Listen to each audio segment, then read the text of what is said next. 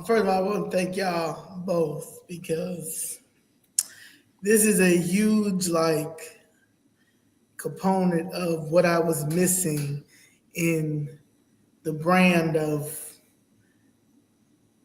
me. So clearly, Zoe is being branded, but I'm not branding Zoe. This is the first time ever I've had people behind the scenes push me to do this stuff. So I appreciate all of you guys' help for that. And you're branding me because I do feel like I am a sort of an important voice at this moment. Absolutely. Don't downplay it. Yeah. Just I mean, at this moment, like I got I want to retire as an OG. Okay. Okay, I I want think people that to, I think huh? that will happen. Time is Yeah, yeah, yeah. I right don't for want what you're to. saying.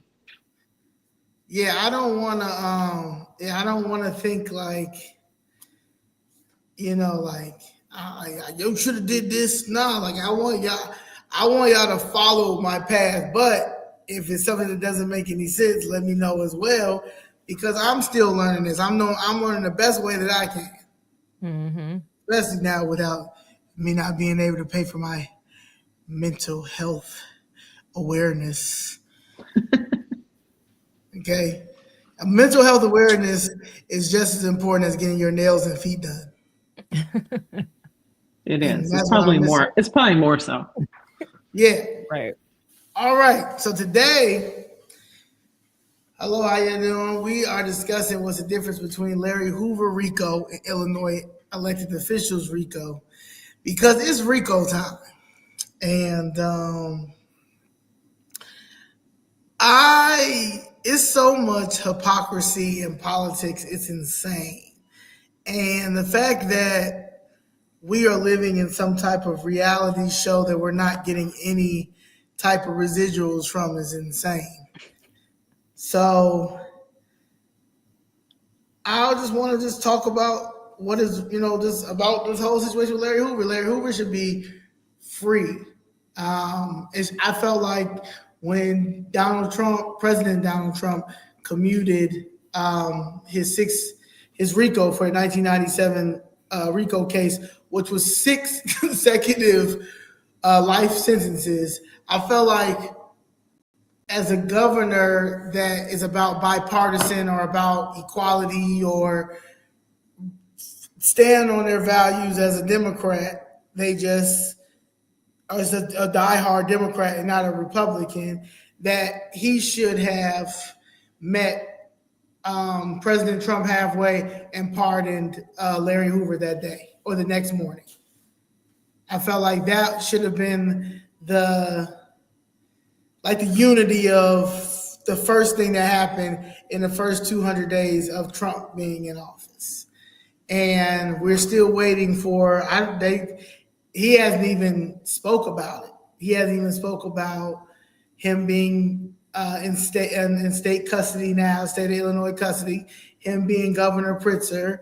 He hasn't said anything at all. So also Mayor Brandon Johnson, who is so pro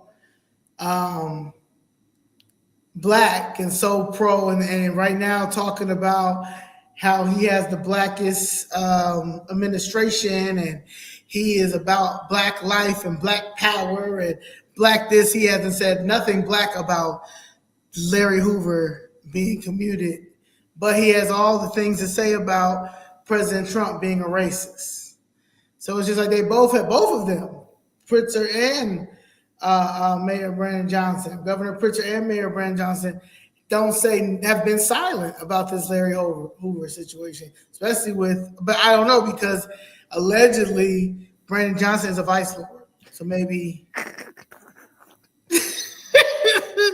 Lord, I don't know. That's what they say, and I just know real. I know the real red lawyers. I don't think they for that shit, but allegedly that's what is being told. But I want to break into what is a RICO and then what are some of the most famous RICOs or notable RICOs that probably the audience knows. First of all, do you have anything to say, Nicole? Thank you for being here. Thanks for having me. That's all. I'm proud to be part of flipping this mug, trying to flip Chicago red and And thank you for Illinois. helping me put this slide together. It's for if it wasn't for my CFR family behind the scenes. Shout out to Ramona, shout out to Nicole. They helped put this slide together for me because I'll be spitting, but then I don't have now I got the little data stuff, the little fancy index cards to show my stuff. We up. We up. We're here to keep you organized. We're here to get your thoughts out in a contextual way, so everybody can see what you want to get out there. Exactly. Because I honestly I've got all of these ideas and Ramona will find like two or three in there and put them together and be like, okay, let's just work on this right here. So, and I get it. At first I'll be like, damn, she doesn't believe in anything that I'm doing. And I'm like, well, yes, she is. She's just trying to get me organized. So That's thank it. you. Just we want to keep you focused because yeah, it's like, yeah, I mean, you are an OG in my life. You are a teacher in my life. You're older than you've been here. You've seen the bullshit. You know what I'm saying? So yeah. I know that Larry Hoover was pretty much a political prisoner. What he did should not have landed him the sentences. They were afraid of him. He was charismatic.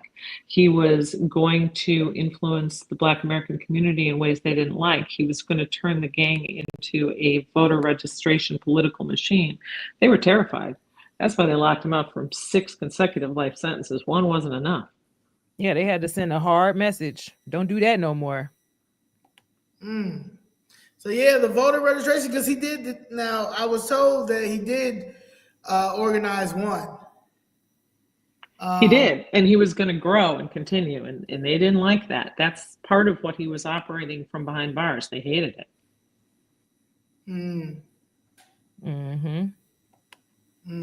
Yeah. See.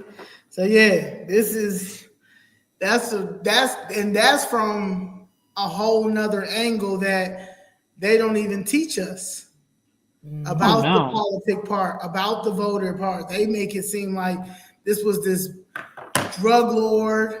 He was he was Jeffrey Dahmer of the niggers. Right. That's how they make it sound. If you listen to WGN the other night, how they reported it, it's like, oh, they're wedging Pritzker between a rock and a hard place because the Black Chicagoans and Black Americans are waiting for him to say something at least, but they're trying to make it like Trump bad, so Trump did it, so you can't do that. And that's why he's being silent. He doesn't know what the hell to do.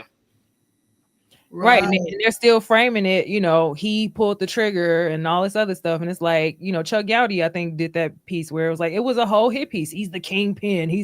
And they're never going to give you the full scope of why they made him a political prisoner. Now, you even saw a lot of us in the comments going, well, I don't understand why people are calling him a political prisoner, because nobody's telling that narrative, because it's intentional. Right. No, nobody under 40 even knows it. You have to dig for history these days, and people are lazy. They want a 5-minute TikTok. They don't want to dig into history at all. Yeah, and it don't help when the news is lying.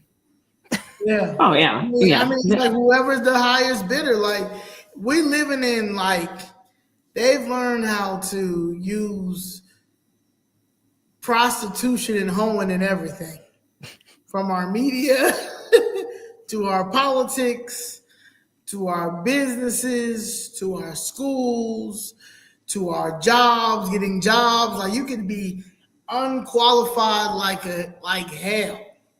But if that CEO or that supervisor is attracted to you in some type of way and you automatically got that job. I think Brandon Johnson and Kamala Harris are 2 perfect examples of automatically getting jobs they're not qualified for. I thought you was going to say he was giving it up. Brandon giving it up to somebody. That might stop him from getting a job. I think he's going to be the first mayor in his no one. He don't need no security after he gets out. There's no one gonna even pay him no mind. Like, nigga, you is a certified clown. You lost Chicago. Like, you had Chicago as the second black man from Harold Washington to get Chicago in this modern day and time, and you fumble Chicago. He gonna have to take his talents to Haiti. Right, him and Kwame Raoul. With barbecue. Barbecue wouldn't have him. Right. Barbecue was so mad, like, who's this nigga? RICO stands for Racketeer Influence and Corrupt Organizations Act, a federal law passed in 1970. It's crazy when they're passing these laws. 1970. The year before that was Pride. Stone Ridge. They started Pride Month in 1969. Hmm. Okay, it was designed to combat organized crime, especially the mafia, but has since been used in a wide range of cases.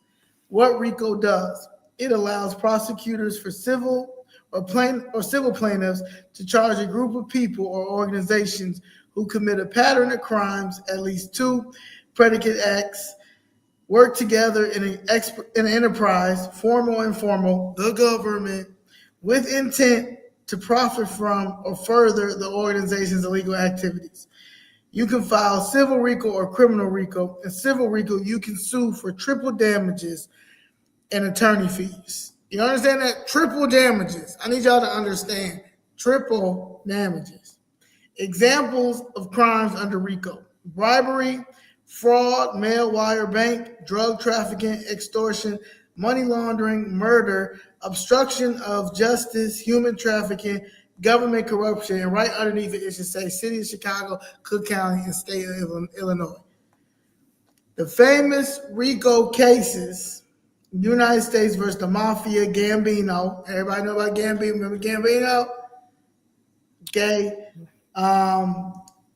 Genovese, Lucchese families. Okay. 1980s commission trial. Took down major in New York City mafia bosses using RICO for the first time. Who was the prosecutor? Rudy Giuliani. That's why people don't respect Rudy Giuliani. Okay, result: life sentences for the top bosses. Now, they were not Black American either, so you can't say racist. Can't call that racist. Young Thug and YSL RICO case. This was the most ghettoest RICO case that I think everybody witnessed. It was so ghetto. Do you remember that case, Nicole? It was funny. I think the most ridiculous part was them trying to use his lyrics, right? It's like, good luck. All the artists can just claim as artistic privilege. Like, I'm an artist. I made this up. Right. Like, I can't have imagination. Right. I loved his attorney, though. He was so serious. Like, it's truly humble under God. That's what Thug stands for. And he's saying it with a totally serious thing. And I was like, really? Hey, that's what he got paid to do. Yeah. Right, because he know a RICO when he see a RICO. And this is by far nowhere near what these motherfuckers be doing with our tax dollar. These RICOs are privately paid for. Okay, these RICOs really don't have shit to do with us.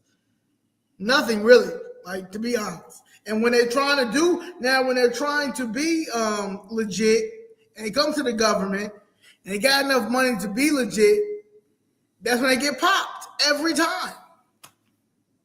Every time they try to take the government needs to be, they're one big RICO.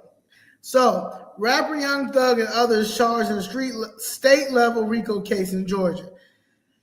YSL was alleged that YSL Young Stoner Life is a criminal gang involved in drugs, shootings, and carjacking. Okay. They were using, like you say, of course, he took a crazy plea deal, and then one of the most controversial things was them using rap lyrics as evidence, like you were saying.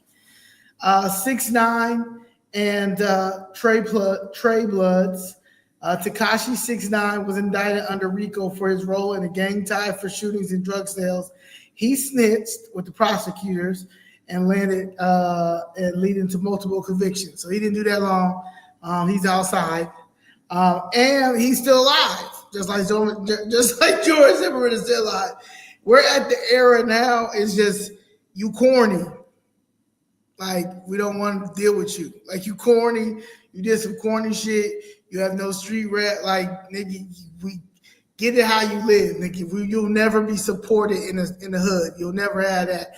So we don't have to kill you. You're an embarrassment now.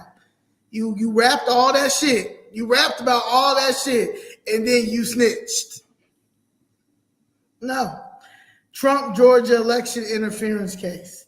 Fulton County DA Fannie Willis charged Donald Trump and 18 co-defendants with a state-level RICO, accused of running a criminal enterprise to overturn the 2020 election results in Georgia.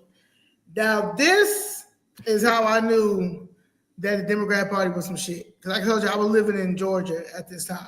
But I didn't realize how sick it was until I started my fight in Chicago.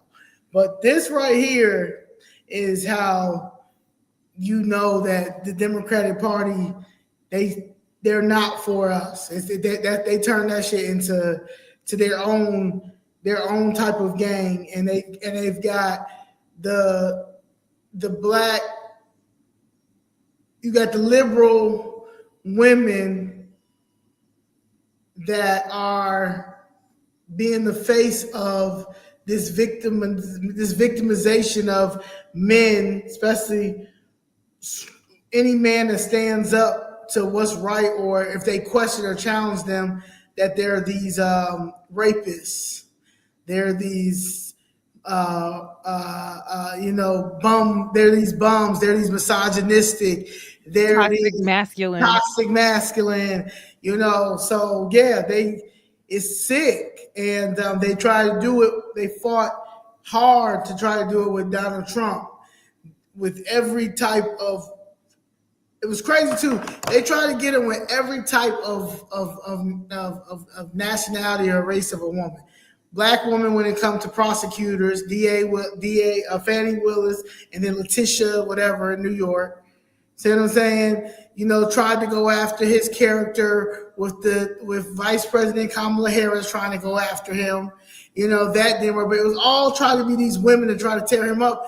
But it was so many women, like his daughters and other women, that knew that he wasn't that type of person. No matter what you're trying to say, like he's this womanizer, and he's this drug addict, and he's this entertainer that doesn't care about nobody and stuff like that. Like, nah, he like good looking women, just like anybody else like good looking women, and he has a preference. And if they're dumb, he usually gets rid of them, just like anybody else gonna get rid of them. He's never gonna crash out for a bitch, and that's what they don't like about Donald Trump. So shout out to Donald Trump because of that. Then you got BMF, Black Mafia Family, that was major drug trafficking and money laundering organizations from 1990s to 2000s. The leaders was Big Meat, she's recently out. Terry Southwest T were taken down with federal charges. 50 Cent as a shows on Stevie Stars TV for BMF, but Big Meat just came home, and as you see. Big Meat is not a threat to anybody. I don't even think Big Meat knows how to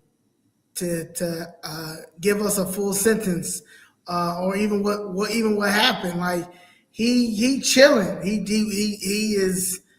They should have him on a motivational speaker tour, but no, they got him doing TikTok dances. You know what I'm saying? Like, this man ran a whole business without. Regardless of what y'all say, he could take that same business mindset and make it positive. But y'all have him on TikTok. The Enron case, that was a corporal RICO, but it was a threat. While not formally charged with RICO, Enron, they say it's white people now, not formally charged with that, not Enron. Enron executives were threatened with it during federal fraud investigations. But they basically had RICO and they threatened it, but clearly they paid it off. So white people, you can pay it off. Niggas or gangs, Latin kings, vice lords, no, you're going to get these RICOs. Chicago gangs, Latin kings, vice lords, GDs, multiple federal RICO cases in Chicago targeting gangs involved gun trafficking, drugs, and murder for hire. Other use of RICO to dismantle the leadership. It's powerful because it connects individual crimes to a larger criminal enterprise, allows for sweeping indictments, asset seizures, and longer sentences. Civil RICO lets people sue corrupt officials, real estate developers, or corporations for damages when they act as a part of a corrupt network. All right, so let's start. Any questions? You want to add on to that? Now we good to go. Yeah, you handled that. All right. What's the difference between Larry Hoover RICO and Illinois' elected officials RICO? Immunity. Right. So we're going to talk about, Larry Hoover, the ghost of Chicago's past, like John Burge, Mayor Daley Jr., Rahm Emanuel and his Laquan McDonald controversy with the Silent Seven. Also his New Americans plan, the scam that they call the Sanctuary City, Mayor Brandon Johnson, Attorney General Kwame Raoul, and of course, big Governor J.B. Pritzker, who thinks he's gonna run for president, but it's cool. We're gonna get into how he's destroying Illinois. So I don't know how you're gonna do it on a 50 state level, you know what I mean? But Governor Fatass different will from never be, Governor Fatass will never be president. Like never. Never. Yeah, we want to compare how Rod Blagojevich and Mike Madigan got caught up, but he did not. Right. Because they was all touching. Exactly. So if you want to go ahead and all right. So or Larry, Ramona. Oh yeah, Ramona, you wanna do the first? No, I'm on my phone, so I can't read it that well. Oh, you can't see. Okay. Yeah, I can see it, but I can't read it well enough. Oh, I got you. All right, you got that, Nicole? We do. Okay, yeah, it's cool. So Larry Hoover's RICO case, a 1997 federal conviction. The Enterprise was the Gangster Disciples, better known as GD here in Chicago. Criminal organization with 6,000 plus members. The predicate acts were drug trafficking of cocaine and heroin, extortion, street tax from drug dealers, money laundering via front businesses, continuing criminal enterprises, leadership role from prison, which was where they really got ticked off and added, years to him, right? Mm-hmm. Evidence was recorded prison conversations directing gang activities, testimony from former gang members, financial records linking Hoover to drug proceeds, and then the outcome was 6 life sentences commuted by Trump in 2025, but he is still incarcerated on state charges, which JB, given that he's, so big on freeing criminals through the Safety Act, would be right. A little more compassionate. Well, when it's big business, and when it's big business and it's the communist way, because at this point, they both ain't shit. You got communist Democrats, communist Republicans that don't care about don't have no respect for the American tax dollar and the American citizens. They're only out for themselves. Right. Because they think they'll be in the ruling class if it ever becomes communist. Very few of them are truly the ideologues they pretend to be. They just think that they'll be on top, and they don't know history again because there's very few people end up on top. Right. Exactly. Yeah, you getting rid of competition on all scales. It's not going to work out for you either. Like, At all. yeah. Potential RICO case against Chicago, Cook County, Illinois politicians enterprise. Alleged political criminal network involving elected officials, lobbyists, and city agencies. Ghosts of Chicago's past. John Burge and Mayor Daley Jr. All right. Predicate X. John Burge, torture, racketeering via obstruction of justice and conspiracy. Daley Jr. hired truck program bribes, 800,000 in kickbacks. Nepotism, son Patrick Daley's hidden city contracts, and then Daley Senior for Daley Jr. because word on the street is that Daley paid Jesse Jackson $2 million to make sure that Daley Jr. became mayor. And that sounds about Jesse Jackson. So the cover up of Bird's torture scandal. Also, we need to put in, I'm putting in now, how he sold the streets to Dubai. Because I know that contract. Oh, the parking meters. Yeah. Yeah, I know that shit is fraud. Oh yeah, he wouldn't have done that if he didn't get a big fat ass kickback for it. Right. It say evidence, reparations, ordinance, payouts to Bird's victims, reparations, federal convictions linked to hired truck program, Chicago Sun-Times investigation into Daley family contracts, Rahm Emanuel and Laquan McDonald cover up, predicate X, conspiracy to withhold police body cam footage, obstruction of justice, retaliation against whistleblowers, 13-month delay in releasing McDonald's shooting video, Emanuel's IG letter denying cover-up, contested by activists. Just a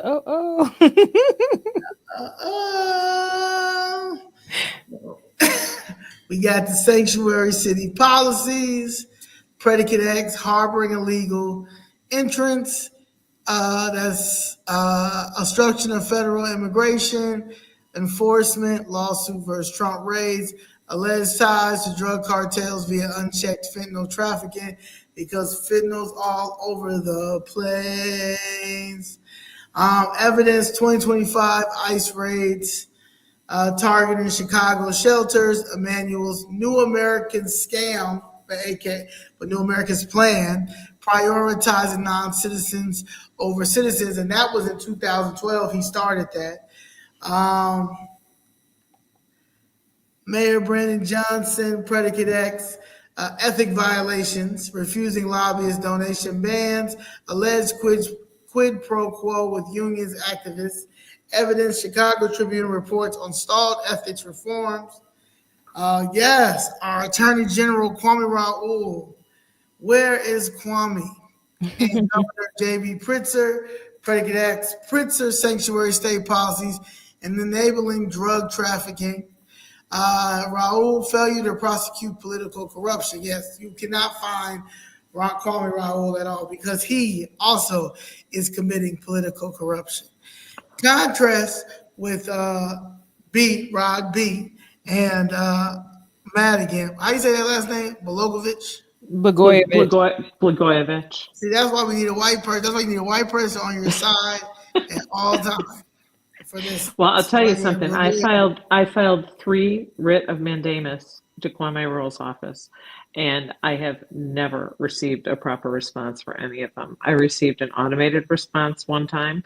I received another automated response or an assistance response saying that it was going to be forwarded and I would hear from him within 30 days. Never did. This man doesn't exist to do any work for the people. No, at all. Now I know for sure my mother has started writing Kwame Raoul after he took Madigan, Lisa Madigan's position. Nothing. Then I used to do it for her when she would tell me certain things. I'd be like, all right, I'll write it, but I didn't know that I was never in the step that I am now. Then when I got into this, got involved, I swear to God, I think I was writing that man every week. I probably sent him about 600 messages, emails, and still have not. Me and Miss Jessica even went up to his office and still couldn't get no help.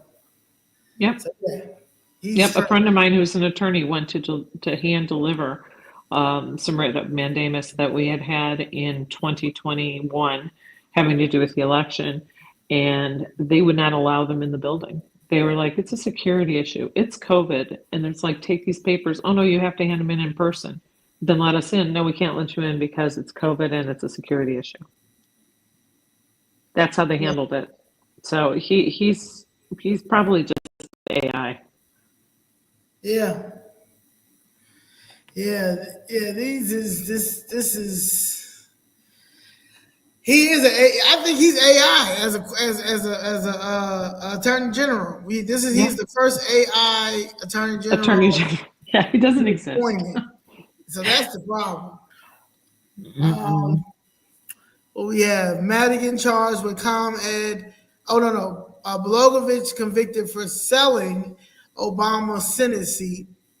Madigan charged with ComEd bribery scheme. He's already pled guilty, and he is expected to get sentenced to 12 and a half years.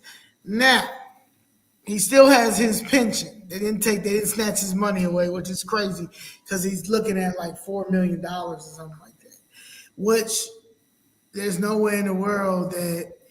Who did you snitch on? Did you snitch on Daley? The only way that I'll let you keep your pension if you snitch on Daley Jr. Because you already he had a snitch on someone, or else he wouldn't have that pension. Something has got to be coming down. It got to be either Biden or Daley Jr. I'll take either one of them. What about Obama? That's what I was thinking. I'm thinking it might be Obama. Or Obama, yeah, because he is a nigger out of all this. So yeah, Obama. But I'm just saying something, and I'll be okay with. I'll even forget that he still got the $4 million. But you got to give us something good. You got to give us. I think they did. I think he had to have, because I don't think he would have kept that otherwise. I don't think there's any way they'd let him keep it unless they gave him something. Yeah, because they snatched Ed Burks. Yep. And then all of a sudden they gave it back. So there's got to be a reason. Right. So Pritzker, Raoul, no direct charges yet, but systematic enablement of corruption. What we got? So the key RICO elements are patterns of racketeering, decades of corruption from Burge to Johnson to Daley, Senior to Johnson, enterprise, implicit alliance between politicians, police, lobbyists, activists, preachers, these nonprofits, these restaurants. I'm starting to learn some of the same restaurants that get the same neighborhood opportunity grant, same ones. A lot of them on the west side, they won't even let you do anything political that goes against. One of them was Soleil. Soleil, I fuck with their food. It's all right, decent. I wanted to do an event there, but I couldn't do the event because she ain't with the city. Ain't that the person knows business, which okay, you got it. But at the end of the day, the city fucking everybody else up. So you only care about as long as your shit good. So if the new administration comes in, say my new administration come in, you think you safe? It's just on some real shit. You think I'm gonna be courteous? I'm not gonna shit on you because at the end of the day, if you got everything right, we need your money to help sustain the government. because your peoples who you in the in crowd with don't know how to sustain budgets and got our shit all over the fucking place, but because you know somebody who knows somebody, or you slept with somebody who slept with somebody, you get the opportunity to get the grants first before anybody else. But when somebody like myself or anybody else would like to use your place because it's a dope place, it's a black-owned place, I can't do that because I'm in with the city. Okay, bitch. Good luck. Next. What goes around comes around. And then I think you didn't do conspiracy, coordinated efforts to obstruct justice, suppress dissent, and profit from policies. I mean, you was talking about it, but Right. yeah, that's the same thing. They don't think that's what that is, though. These people going to prison. Larry Hoover. Hashtag pardon Larry. You know what? I was out yesterday talking to some Gen Z babies, and they brought up how Larry Hoover. Now, they really don't know much about Larry Hoover. You can see it's on TikTok, and their parents talking about it and stuff like that. But one of the things that one of the kids was talking about was, damn, he was in solitary confinement for 30 years. He got locked up at 22. He's going to be weird when he gets out. You see what I'm saying? Like, I don't even, and not saying it on a weird shit, like not saying it on a disrespectful shit. That's what their mind is thinking about. Like, this person hasn't even been out. Like, literally have been locked up since they were 22 years old. Then in your 50s, you put them in solitary confinement. Like, how you expect me to have a conversation with him? Like, y'all literally are making this man to be what can he possibly do right now? And that's just against cruel, that's cruel and unusual That's punishment. cruel. You guys will go you guys will fight nail and tooth for the Humane Society. You guys will I mean, y'all were going crazy when Peter was going crazy when people was wearing fur coats. When it comes to the horses, the horseback riding in Chicago, they didn't want carriages on the horses. Why you got these people? Basically slavery. You got these horses that are got human beings and they're walking them on downtown and stuff like that. So it was a couple of people that were going down there, organizations going down there fighting against that. And they hurried up and took care of that, which they should have. But when it comes to human beings, and especially us, freedmen community, that is powerful or can can influence and make a big difference, it's like it's a threat, and they punish them even more. When I read that Yes. 30 years, I don't know how his attorneys or anyone let that happen. I was reading that and I was like, how the hell did that even go on? How was that allowed? And like I said, he's intelligent. He was in there reading a lot of books. Also, someone said that he wrote a book. He did. So my thing is, I used to say when I was before I went on Breakfast Club and any of those things, I remember saying, because I've been locked up before, I've been in solitary confinement, and I said I don't care. I said I don't care if I'm shadow banned on social media, because I'm still shadow banned, not as much as I was, but I was super shadow banned. So literally, be one person, one like, 2 likes. When I try to post something, they would stop it if it had certain words in there. So I knew I was shadow banned. And I said, I was like, I don't care if I'm shadow banned. I was already in solitary. I've been in solitary confinement before. I don't mind talking to myself. So, if people have that type of mindset, he might have that type of mindset. Y'all not going to break me. Y'all not going to break me for speaking my truth. And you're not going to scare me either for speaking my truth. And that is why this man is not pardoned yet. So, Larry Hoover threat versus political prisoner narratives. You want to do that? Sure.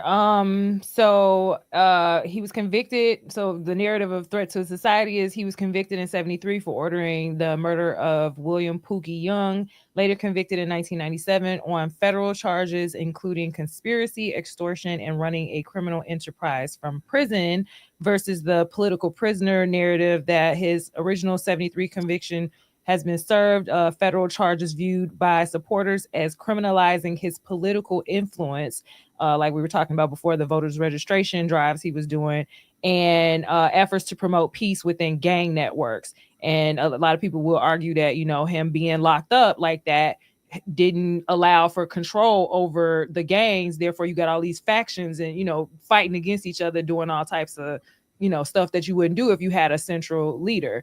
Andrew Howard, the individual who physically carried out the murder of William Pookie Young, was convicted alongside Hoover and has since been released on parole, versus Hoover remaining incarcerated despite his co-defendant's release, raising questions about sentencing disparities.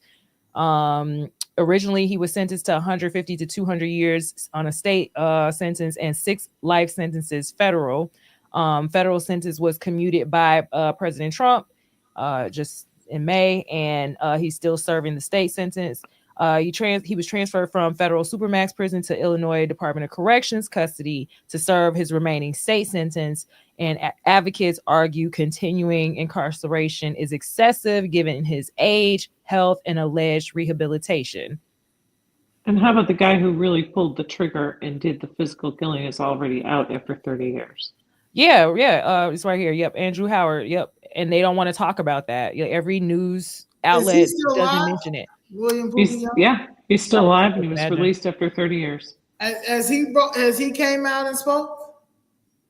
Not that I know of. Not that I know of. I don't think you would. And they probably paying him to be quiet. Somebody probably giving him. Pookie need to come out. Real nigga need to come out.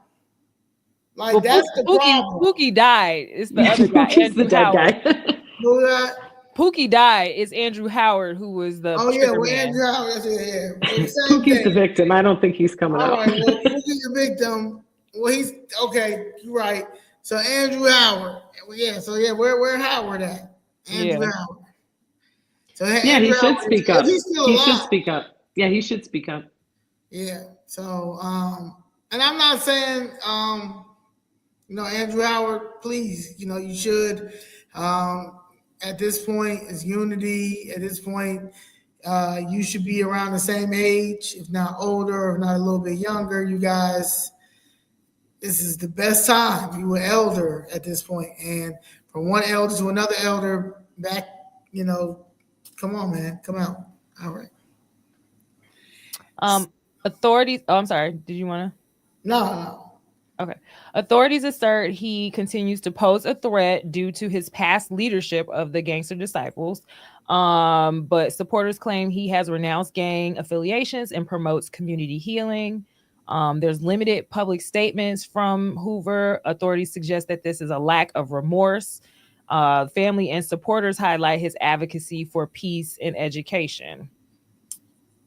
Treated as uniquely dangerous, other convicted individuals have been released or, receive clemency or parole. Points to clemency given to others like Oscar Lopez, Rivera, and Susan Rosenberg. Authorities believe he could still influence gang activities if released, but advocates argue his influence could be redirected towards positive community initiatives. Must petition the Illinois Prisoner Review Board. Governor Pritzker has the authority to grant clemency. Supporters urge Governor Pritzker to consider clemency, citing rehabilitation and disproportionate sentencing. And again, I just want to reemphasize, he let all them people out during COVID and all the safety acts. So the same rationale, not a threat. And that's the one thing that the advocates say, that he's going to redirect his efforts to community, and peace, and that's what they're afraid of. They're not afraid of the gang. They want the gang division. They don't want the unity. That's why they got rid of the vocational programs in the school. It's like, we were just talking. Me as always just saying, like you don't have no activities for these boys, especially to do that could get them. I'm not about to ruin my life and get shot if I could make $55 an hour straight out of high school. Sure, sure. The whole thing is that they thrive on this division. They want the division, and anybody who can unify anybody, they want to get rid of him. That's why they were terrified of King, because he wasn't perfect. There was a lot of things I looked into King's history I didn't like about him, but he had one thing. He was charismatic, and he was bringing the white union workers into the movement, and they were terrified. Oh my God, black and white people on the same side against us. Oh, what are we going to do? We're going to kill him. Yeah, that's been going on since the American Revolution. Right. They don't want they make more. They feel like they make more money off the division, but they're really not. Because even with the billionaires, right? A billionaire that is a selfish billionaire, and doesn't want to get back to the community and doesn't want to make sure that society is financially well off, and you don't want to create businesses and jobs and all that type of stuff. You're hurting the economy even more. If you would not be as selfish with your billions to create other corporations, other jobs that creating jobs. They don't care. They don't care if we have jobs. They don't want. Yeah, they don't want a middle class. They just want a serfdom and them. That's what they want. Yeah, Game of Thrones. Game of Thrones. Yeah, Right. yeah. Right. What distinguishes the John Birch police torture scandals during Daley Jr.'s tenure as mayor, resulting in billions of dollars in costs of wrongfully convicted individuals, from the situation where we draw the line with Hoover's release? Look at fucking Birch. I didn't know if you wanted to get more into John Birch. I did link the Yeah. I mean, no, tell. I mean, you know, because I don't know if people know. Like, I kind of. No, I need you to, because when I was going down to when I started going down, I started hearing about John Birch cases during a finance meeting. I remember Alderman Gilbert Villegas getting up saying that, look, we're about to pay out $1 billion in wrongfully convicted cases. Like, what are we going to do about this? Like, when are we going to start asking? And he did say, like, asking these police for their own insurance. And it's the truth. Leon Rogers, when I had shout out to Leon Rogers, I had did a podcast with him, audio podcast. He said the same thing. I have a couple of friends who are actually sergeants, are actually in the police field. They also say the same thing. They agree with that. Like, because you're giving police a bad rap when everybody ain't on what this piece of shit was on. Right. And our tax dollars shouldn't go to that. But also, we let Daley Jr. in there for too long. And there were a ton of people who were covering for Burge. The problem is that none of these people go to jail. You wouldn't have these payouts if someone like Burge and everyone who covered for him went to jail for the rest of their lives, or 20 or 30 years. Then they lost their pension and everything else. You wouldn't have these payouts because they wouldn't want to risk it. But now they just figure they can still get away with it. Oh, get a slap on the wrist, or get this or that. No, they need to do jail time, real jail time when this shit happens. Not a couple years. And anyone who covers for them, that can be proven to cover. That's the only way to really stop it. Yeah, because now the taxpayers paying for it. We getting beat and then paying. And even if you start getting the police to carry insurance, there'll be some insurance company that takes dues, pays out millions, and they still won't learn their lesson. It's like doctors in medical malpractice. They can kill 2, 3, 4, 5 people carelessly, and the malpractice insurance covers for them, and they still go blissfully on unless they get arrested and go to jail, like a couple of doctors have. But it's not going to fix it until they do jail time. No, you're right. Yeah. No, that's facts. So briefly, just some of the history. You can go to the linked the link is to Chicago torture justice memorials. And so it just documents a lot of the Chicago torture cases, but specifically the Burge case, being one of the biggest ones. So the evidence of the case was after giving a false confession under torture, Aaron Patterson scratched messages into paint in the interrogation room that were evidence of confessions obtained through use of torture. Andrew Wilson was photographed after he was tortured, and they do have some photographs. You gotta. Oh, you want to see it? Okay, hold Yeah. on. Okay, well, hold on. I don't want to get complicated here. I'm about to switch screens, so. Oh no, I thought it was on this one. No. I guess I'm only sharing that one particular screen. Okay, no, it's not, I mean, I could do it real quick. I was gonna say no. I thought you was going on. I feel like I'm doing my project. You know what I'm saying? I feel like I'm doing my book Here, project. let me book report. I got you. Hold on. So torture, justice.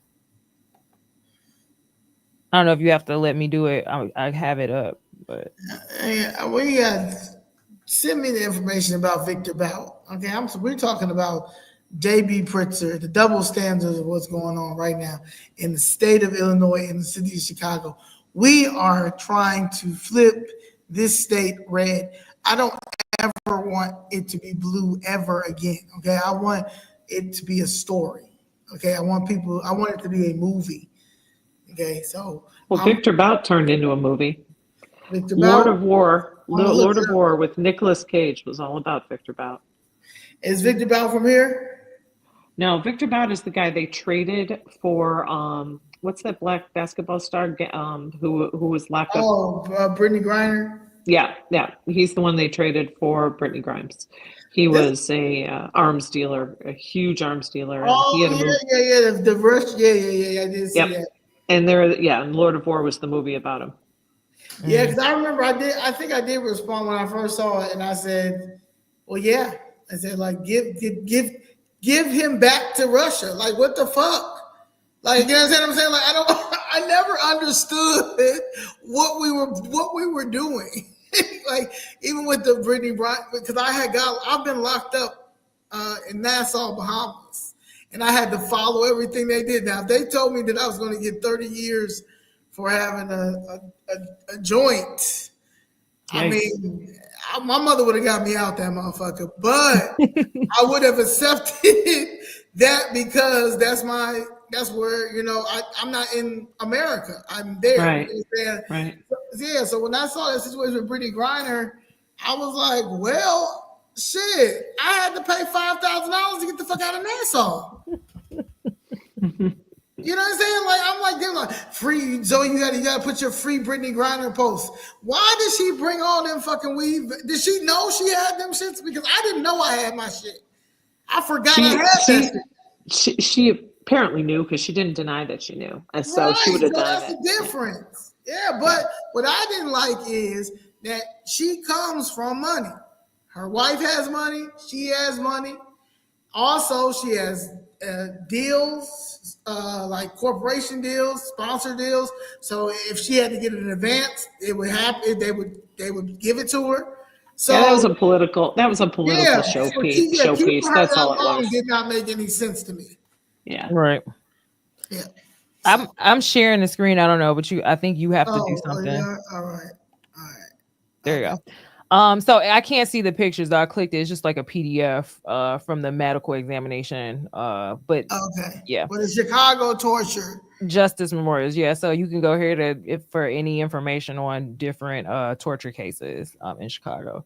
But I'm just reading here from like the documents and the evidence they have. But the overview that the facts of the Chicago police torture cases are summarized by People's Law.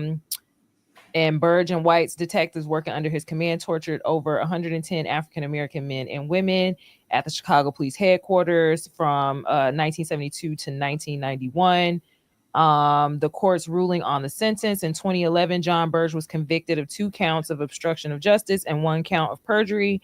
Judge Joan, oh my God, the alliteration. Judge Joan Humphrey Lefkoe made a lengthy statement at Burge's sentencing hearing, which is transcribed there.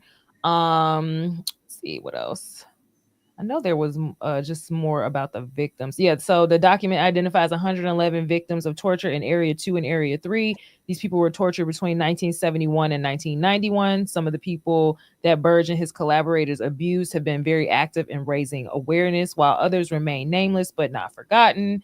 And then there's more information there. You can see like testimonies and all types of stuff here, and there's a timeline. But I know like they were saying that he learned a lot of the torture techniques from was it in Vietnam War, Ramona? Yeah, I think it was. I don't think it was the Korean War. I think it was Vietnam War. I'm not sure. It was one of the two, but I think it was the Vietnam War. Yeah, I think so. Yeah. So yeah, if you can imagine the stuff he was doing, trying to get confessions out of people. Sure. And then of course, you write it off because, oh, they're just black gang members, they're gang members and they don't deserve to be treated well. But like what they're doing with Larry Hoover. Exactly. Right. Yeah. You should drop the link to this in the description so people can look it up and read it. Okay, gotcha.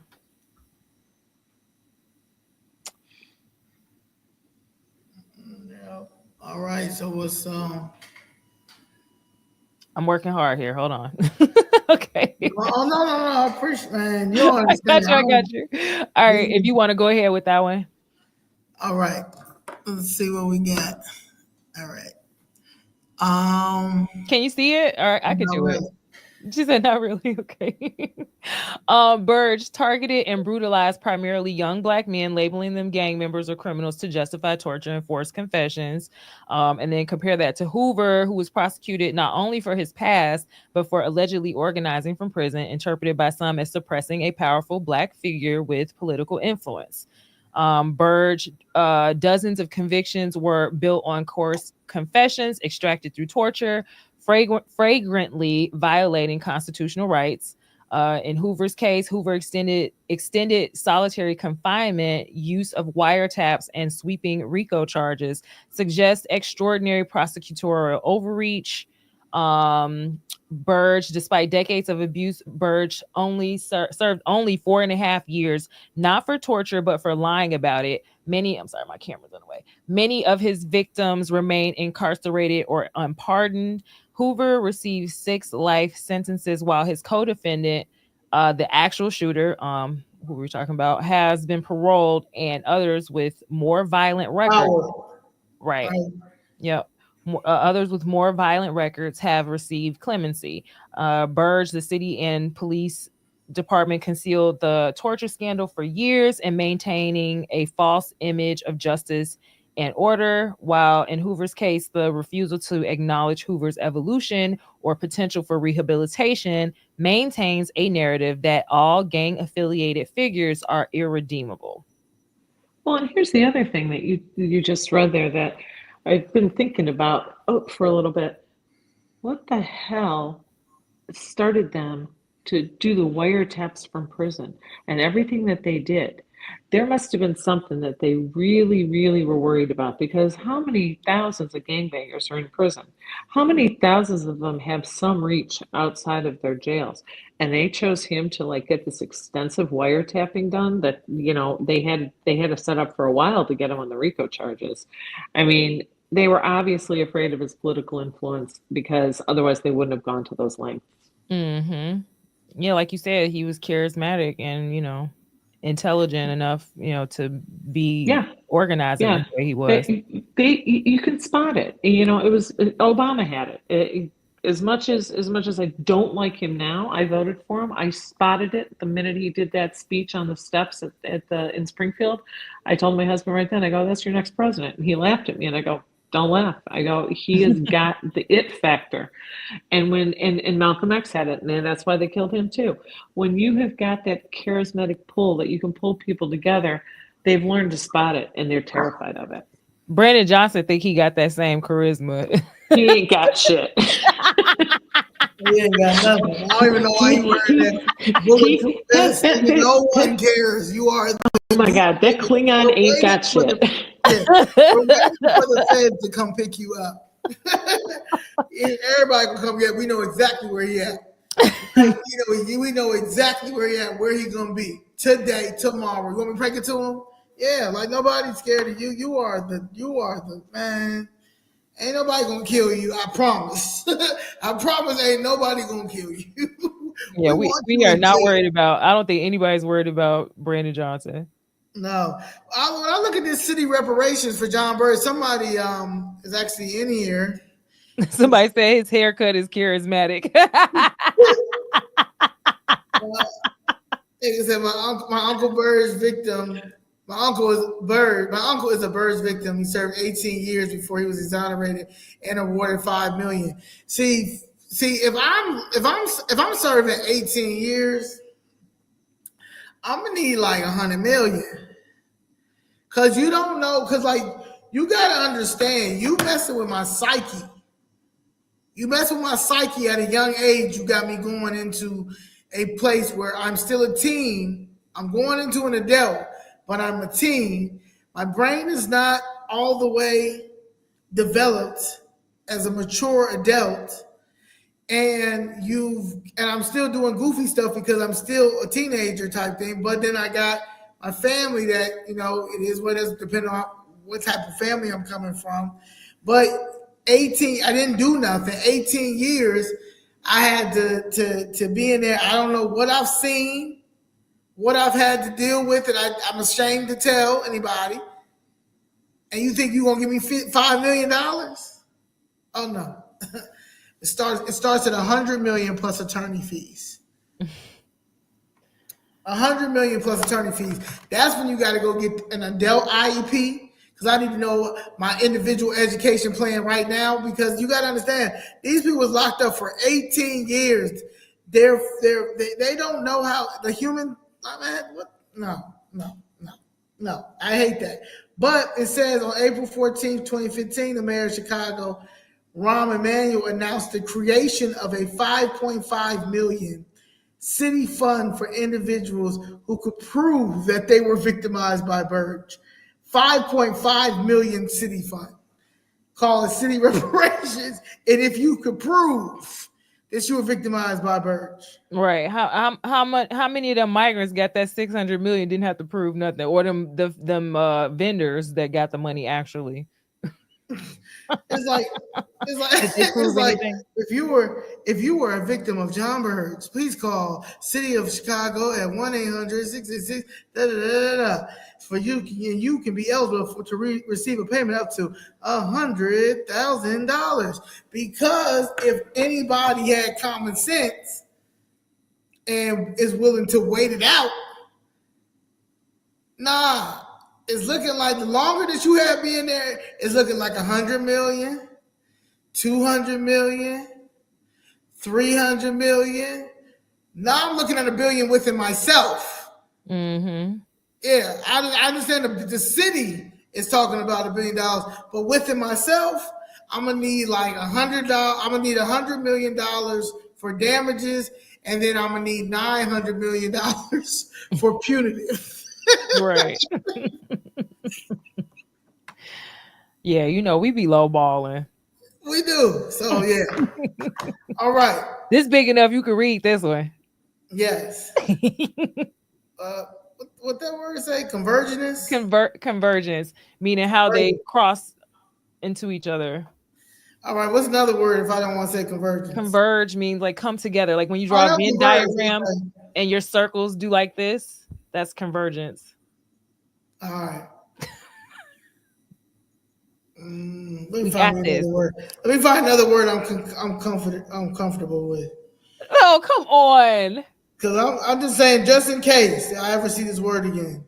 But that's what I'm telling you. The synonym is like when they touch. So it's just having something in common. All right. Commonalities. The meeting point of Hoover and Burge conspiracy. There you go. Similarities. Similarities, yeah. That's, yeah. Yep, intrigation. But that word right there gives me PTSD from the civil rights. Both cases reflect how black men seen as leaders when they say black men seen as leaders. Yeah, so just how were strategically silenced or neutralized under the guise of law and order. Both demonstrate law enforcement using excessive or extrajudicial tactics to secure convictions or maintain control. These double standards show how the system protects its own while punishing perceived threats more harshly. In both cases, reputational self-preservation of the institutions was prioritized over justice and truth. Okay. That's right. She F's with that convergence. Yeah, convergence. You want me to read this one? Yes. For decades, survivors, family members, lawyers, and community organizers fought to have Burge and his accompanying officers convicted for torture. Milestones in the fight for justice for the torture survivors included 4 of 10 Burge torture survivors on death row had their sentences overturned. Community organizers testified at the United Nations Committee Against Torture, and they recommended that the U.S. government bring Burge accompanying perpetrators to justice. So it went international, right? Burge was convicted of perjury and obstruction of justice in 2010 and served 4 years in federal prison.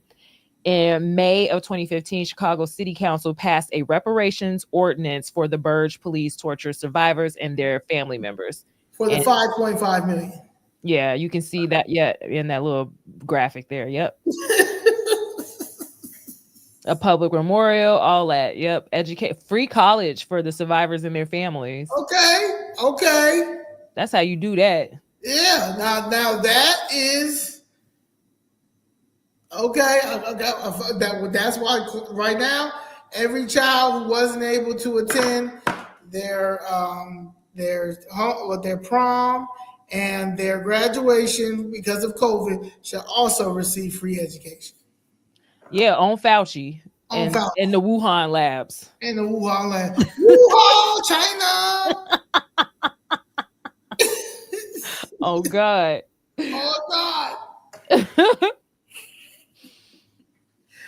Who let the GDs in the door? Rahm Emanuel. Now she throwing up the forks. I'm not gangbanging with you on this live.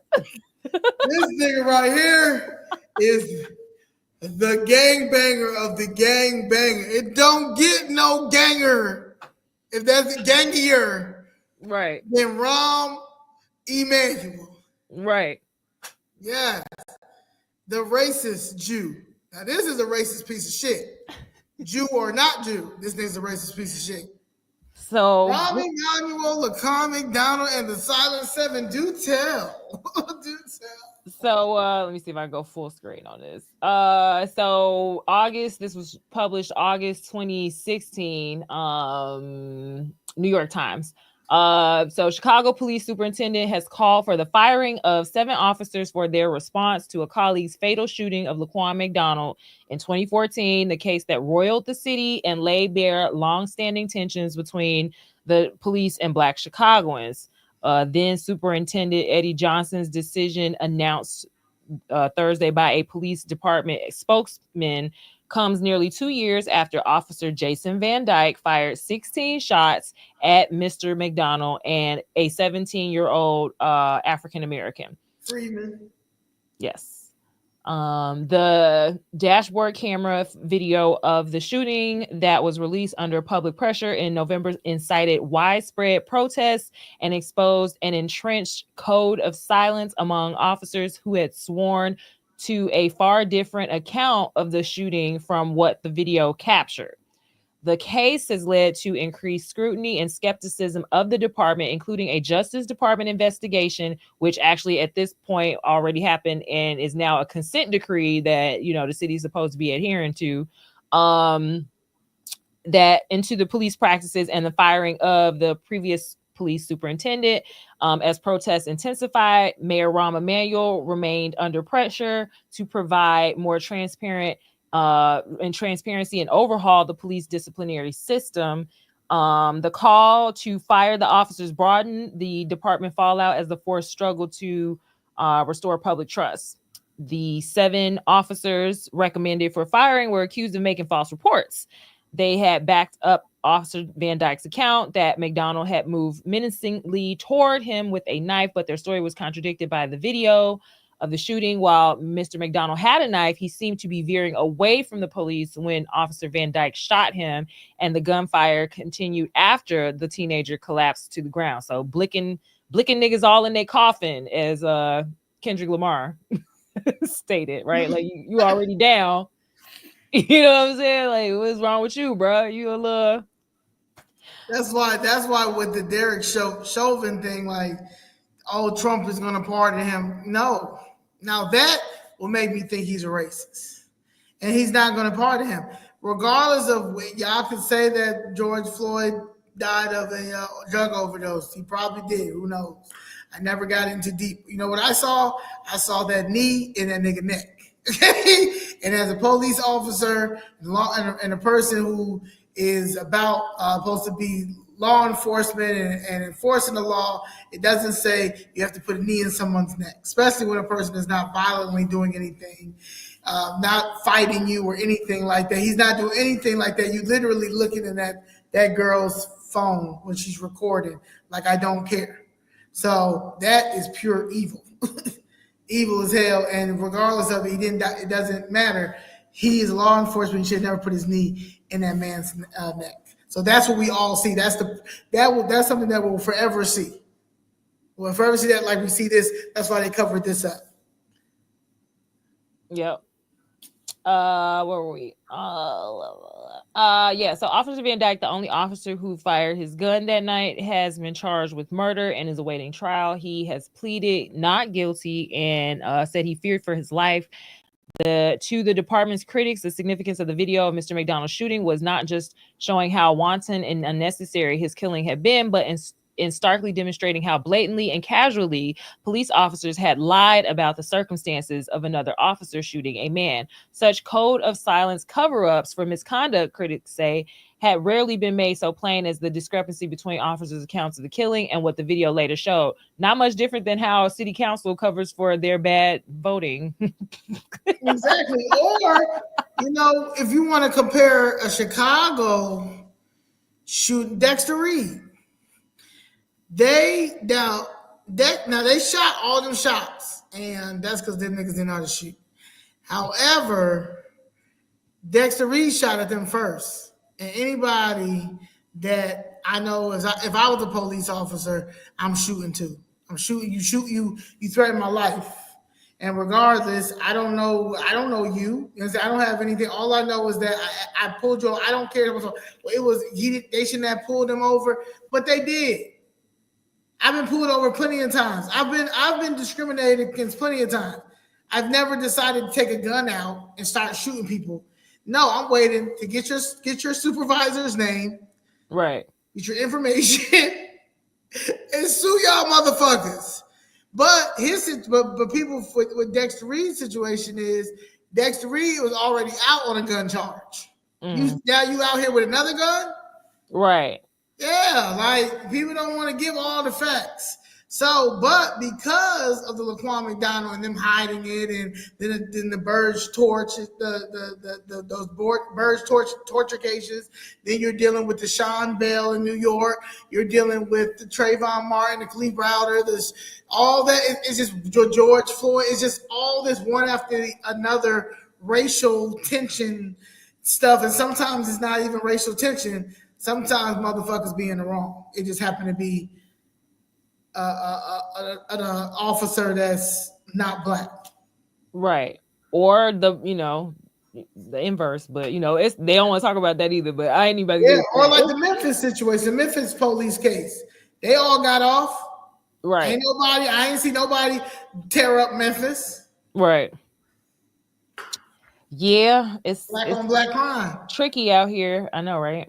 So just all of this is generally the lawyers and everybody talking about how wrong it was to cover it up and, review of the facts of the case. But essentially, 16 shots in the cover up was when, down here at the bottom. There's some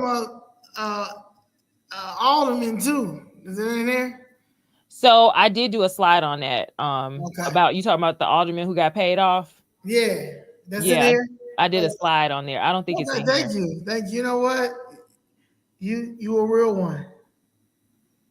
You a real one.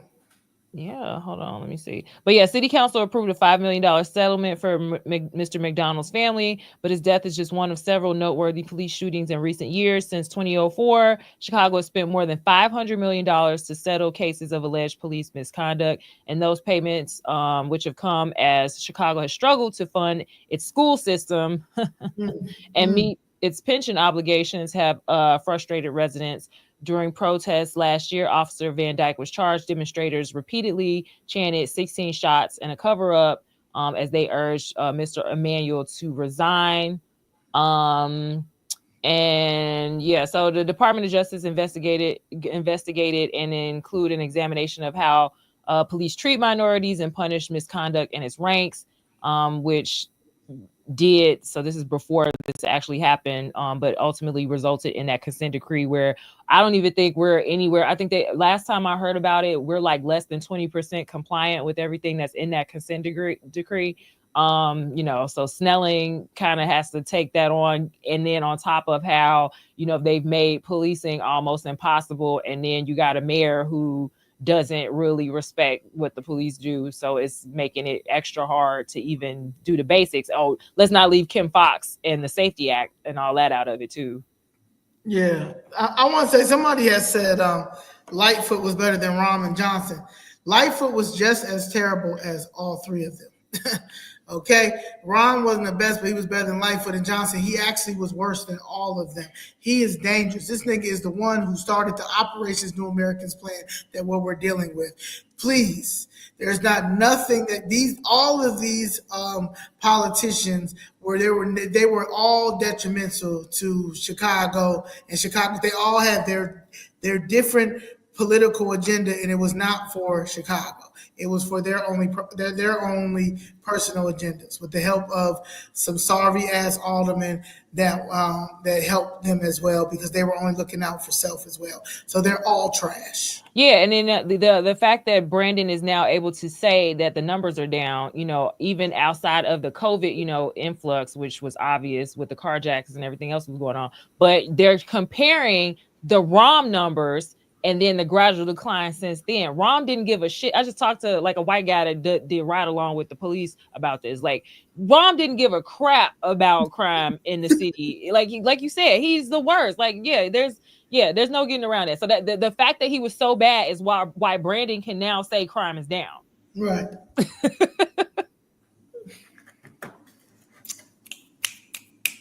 So here you go. This is what you want. Right. Paid to be silent. Well, we know all of these people. Michelle Harris, we know for sure if Michelle Harris ain't going to do shit else, Michelle Harris is going to sell out her community. 8th Ward, she is a trick. She is a hoe to the 8th Ward. Okay, she is a hoe to the Chicago government.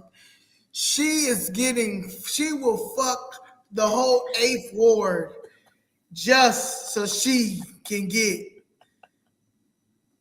money. She's a millionaire. Michelle Harris is a fucking government elected official prostitute, and she is a millionaire. She doesn't give a fuck about you, herself, or the 8th Ward. Her and her weird ass sidekick. What's her name? Ryder? Her unofficial right-hand man, Alvin Ryder. Alvin Ryder reminds me of like a Tyler Perry. Like, that nigga's a character. Like, that nigga like belongs. He's Madea. He's not Tyler. Play. He's Madea. Yeah, he's like Madea or something. Like, he's like, that nigga is questionable. Questionable homosexual. Happy Pride. Alderman Michelle Harris, 8th Ward, total donations from Mayor Rahm Emanuel was $161,710. The largest recipient funds distributed across her campaign: 8th Ward Democratic Party and Illinois Democratic Party, 1st District Central. Yes, as a snitch boss for $161,000. As a yes, I will. Yes, I will.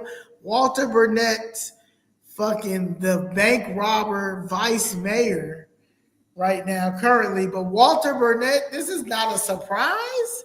Walter Burnett is the male version of Michelle Harris. This nigga is also a hoe to the government. Okay, this nigga sold out the whole Cabrini Green. This nigga bent over for Peter Halston to give him everything. Here you go, boss. Here you go. You could take it all. Okay, so of course he sold. Of course he sold his silence for $101,000 and $782. Of course, Walter Burnett Jr. would do that. Received $19,330 on April 3rd, 2015. An additional $61,250 as chairman of the 27th Ward Democratic Organization. Carrie Oxygen Austin, 34th Ward now. She's had to resign because she's also on the stand on getting arrested. Okay. Well, she can't stand trial now because of her health, right? Well, they're right now trying to figure it out. Now, do I think that she should stand trial? Nah. She's an embarrassment to her community. You understand? That's her punishment. She ain't got shit. She on her last leg. Bitch, she can't even barely breathe these days. She counting the days. Okay? So but she could do a year. She could do give me your pension. I need your pension, and I need you to come do I need her to come do what's that? What they gotta do? A community service. Community service. And break down the corruption. I was gonna say, what you want to picking up trash in no, giving us PowerPoints. She got to help. What's his name? Ron Mosley on the fuck shit down there. Is she? That's Ron Mosley's ward now, right? Huh? That's Mosley's ward now, right? Yeah, another piece of shit. All right. Yeah. 73. He thought he was gonna come in there with them small ass suits on and say because he was a Howard man. I'm in a Morehouse man. I'm a Morehouse man. Nigga, fuck you. Because Morehouse would never had no man like you come out and fucking sell out fucking rolls them like you doing. Use a piece of shit just like the rest of these motherfuckers. A little young piece of shit. A little millennial piece of shit. She received $32,532 on April 2nd, 2015. Hey, Zoe, sorry. Ramona's trying to get back in. Oh. Sorry about that, Ramona. No, it was I got bounced out. I was listening to you guys. I have a lot to add on the different police shootings, but that's probably for another time since you're past that. But what you said about Rahm Emanuel being the worst, he absolutely was. He hired that what was that guy from New York to be the police superintendent? Oh yeah, McCarthy. Yeah. McCarthy. And you know what McCarthy did? McCarthy sent the cops to do these overtime paid things where they didn't have to answer calls. They just drove around in circles around certain blocks. And what they did was they targeted where gangbangers sold the drugs on certain blocks. And by being there, they didn't scare the gangbangers, but they scared the customers, the white boys coming in from the suburbs and stuff. So they had to move over into other territory. And that caused gang wars, and that caused them to shoot each other. And he didn't care. That was their actual technique to try to get them to kill each other off and push each other further west out of the city. They did that on purpose. So when they were like, "Oh, we're so worried about the black kids shooting each other," nope, that was part of the plan. That wasn't a mistake. That was a feature. Mm-hmm. Yep. And this whole thing, when they get these police against, like white police against black victims, this is all when they want to highlight it politically. Do you guys know who Walter Scott is? No, please let me know. No? Enlighten me. So you look up Walter Scott. Walter Scott is a black man who got shot straight in the back, running away from a traffic stop through a park, pretty much walking through a park, by a white cop. He had a black cop come in and kind of help him like set it up. It was all on video because some kid was filming it through a chain link fence. This guy He got arrested. He went to jail, but nobody heard about it on the news. I mean, it was so blatant. It was It was in insane. Chicago? No, it was in South Carolina, but South nobody ever Carolina. heard about it. When I No. saw that, I was like, I showed it to my husband. I don't know how I stumbled. I was doing some research on police shootings. And I go, can you look at this? He goes, how come we never heard about that shit? He's like, what is that? Like, there was no, like, with the Laquan McDonald thing. No, he wasn't coming at the cops, but he was headed toward a Burger King with a knife in his hand. Had they shot him once, done it right, it probably would have never been an issue.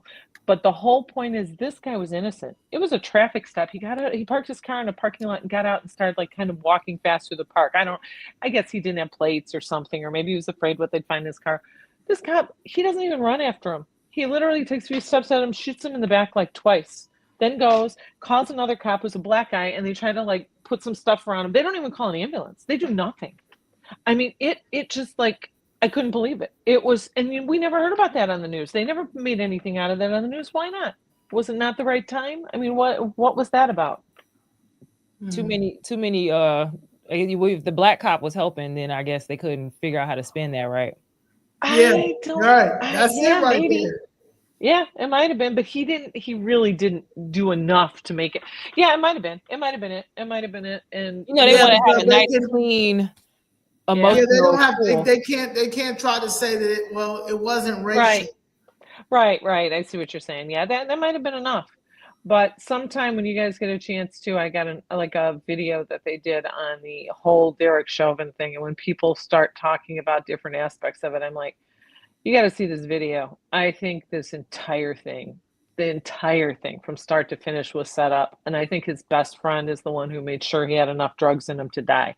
You got to see this undercover video in this documentary they did. I'm going to send it to you guys, but Yeah. it's terrifying. And that's why when people are like, oh, you should pardon him, I'm like, I don't care if he didn't choke him to death. I think he's in on this entire setup that cost 135 people their lives during the 2020 riots. So I don't like how any of it smells when it comes to that. 135 people died in those riots that they like to say are peaceful protests. Yeah, the peaceful protest part, I'm not understanding that, because there's a person that's threatening to beat my ass every week, and she come in peace too. So Yeah. Hey, well, you know, our Illinois governor, he's a happy warrior, but he also called for not a moment of peace for any Republicans or conservatives. So there's that. Right, and he says that January 6th people are dangerous, but non-illegal citizens can be the law enforcement. So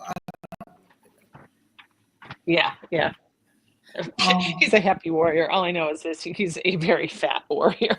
yeah, a fat warrior. Every time I can't help it. I feel bad in a way. Every time I see him, I just want to pop him and like watch him fly off like a balloon that's been popped. Every time I look at him, I'm like, how does this man think he can be president? He has no self-discipline, and people recognize that. Even if it's like subconscious, they recognize that. Mm-hmm.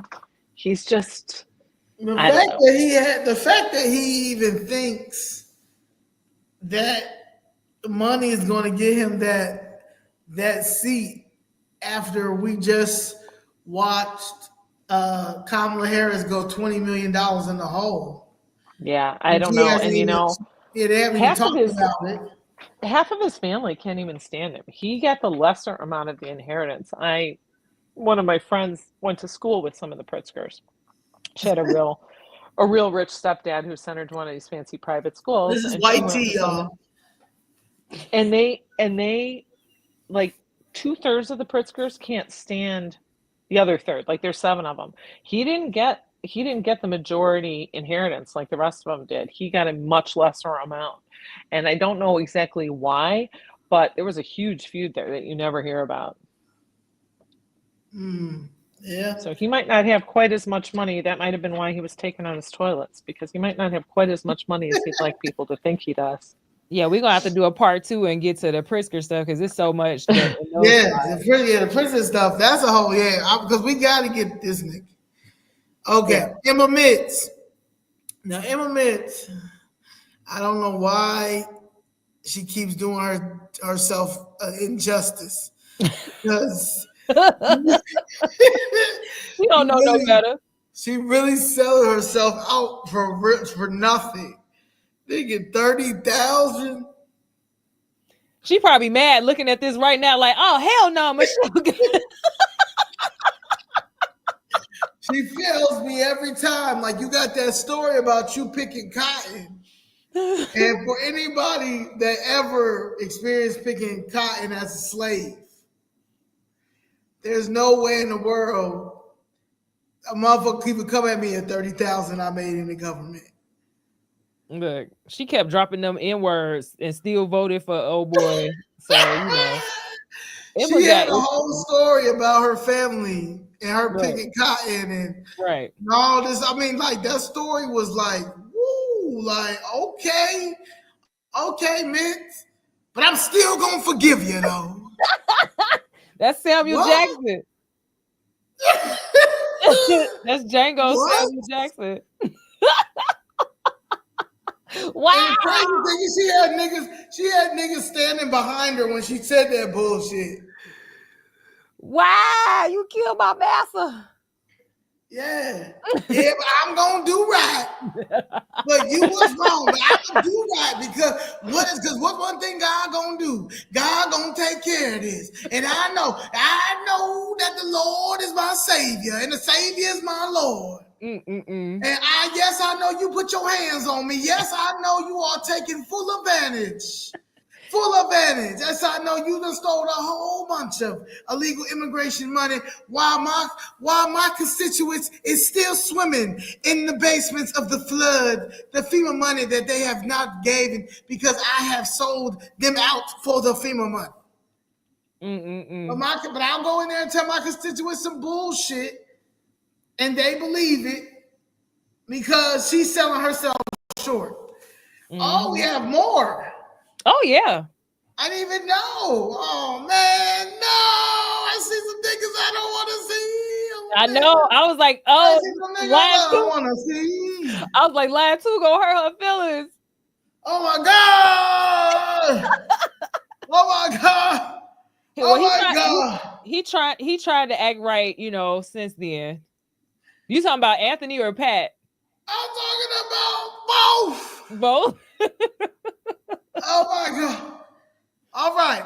Howard Brookins Jr. 21st Ward. Now, did he get locked up? I don't know. Did he? Yeah, I think Howard Brookins Jr. Hold on. Let me look. Anybody know that over there? She said over there. You got the phone, girl. I'm looking. All right.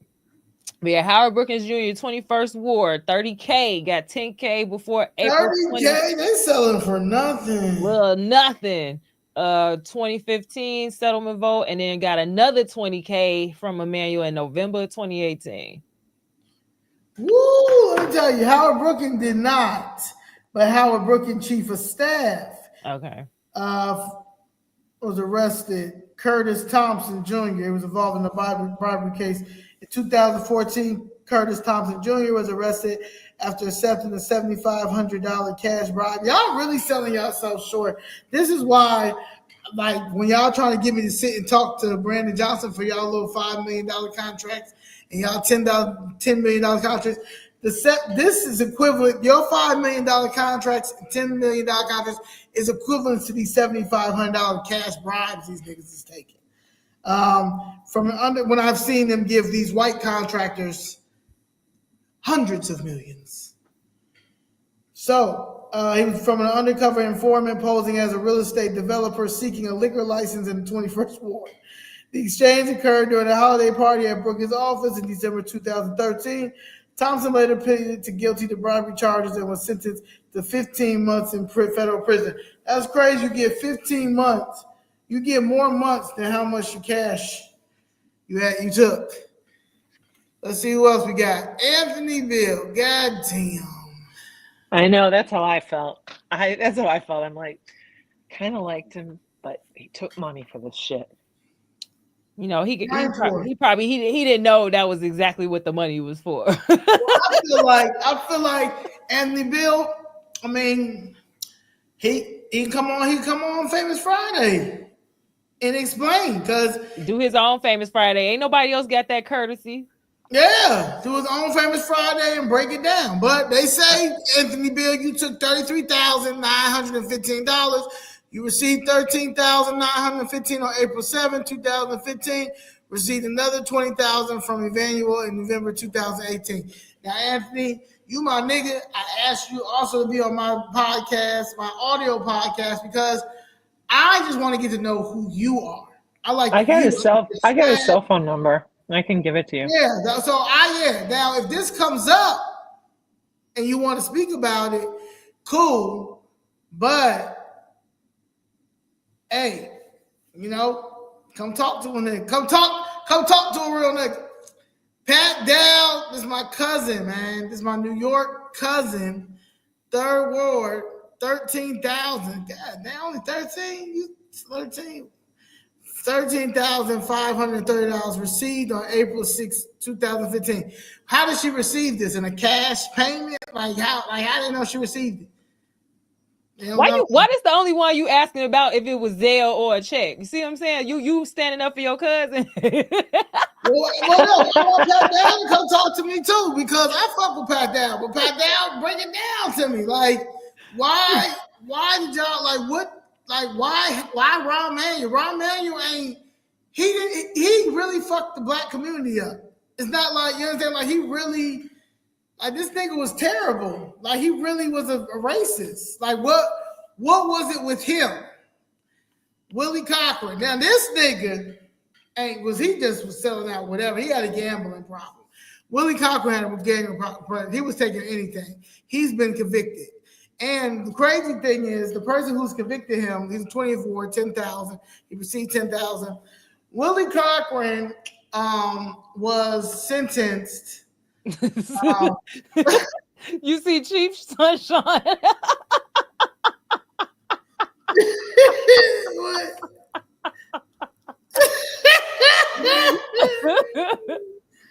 Yeah, because it's you know what, Chief Sunshine? Because real talk, like, ain't no way in the world, like the first list of people look like the first two got like 100,000, right? Michelle Harris wasn't. At least one thing about Michelle Harris. If I'm gonna do it, it's gonna be the minimum 6 figures. So I ain't even going. Okay, Michelle Sellout Harris, because she's a millionaire. Walter Burnett Jr., a millionaire. The other ones, they got. She smokes cigarettes, so she probably be at the casino a lot, and we just don't. She probably spending her whole check on her whole check at the slots. So Willie Cochran, my judge that we currently have, shout out to Honorable Horace Alonzo. I really do believe that he's a good judge. He sentenced Willie Cochran, and he said that the Chicago corruption must end. That's what this judge said that we have. So it gives me hope, because he also took, he ex-police officer, but he also took from like the community. These niggas took for the community. But they have gambling problems. Willie Cochran stayed at Horseshoe. He was at Horseshoe all the time. That was a Horseshoe nigga right there. He probably at Horseshoe right now.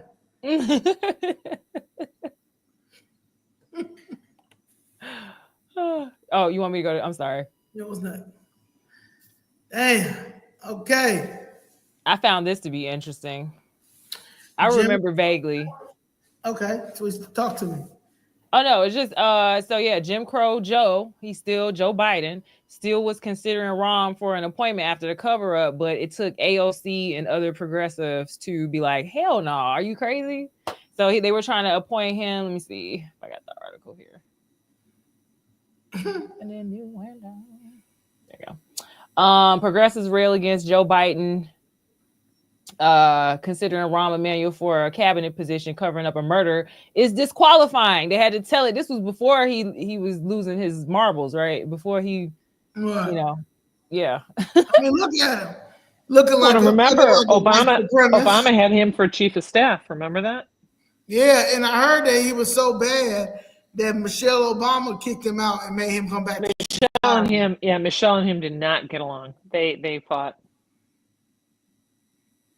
Michelle always trying to You be know, honorable do you, after the do you fact. remember Rahm Emanuel when his son got caught with whatever in front of his house, and he got beat up, and they said he had like some pot or something on him, and his phone got taken. You remember that whole situation? yeah, briefly, but Yeah. yeah. Well, the true story was his son was dealing drugs in an open air drug market down at the beach.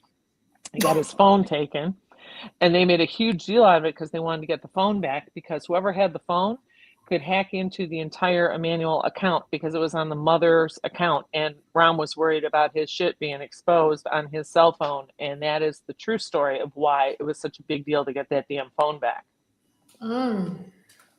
Sounds about corrupt. Yep. Hold on. I don't know how to use my stuff. There we go. What says it? You want to read that? Go ahead. Can you see it? Yeah, a Democratic New York representative, AOC Alexandria Ocasio-Cortez, continued her criticism of President-elect George Biden's consideration of former Rahm Emanuel, former Chicago mayor and White House chief of staff under ex-President Barack Obama for a high-ranking federal government position. Biden had originally considered Rahm as possible Secretary of the Department of Transportation, but backtracked on, well, I said it was Sunday, whatever day this happened. After Ocasio-Cortez and at least two other Democratic politicians blasted Rahm for the role he played in a police cover-up of the shooting of a 17-year-old black teen, Laquan McDonald, in 2014, when Rahm was Chicago mayor. Biden is now considering Rahm for a less prominent role as a trade representative. Ocasio-Cortez called it shameful and concerning that Rahm was being considered for any position at all. When was this? Can you show me the date when this was, or can you find it? November It was 2020. 2020, right? Okay. So this is when the progressive gang, Puerto Rican, Hispanic, the Puerto Rican gang, because she's Puerto Rican, and the Mexicans and but the Puerto Ricans, they snuck in to government in the name of and social influencers.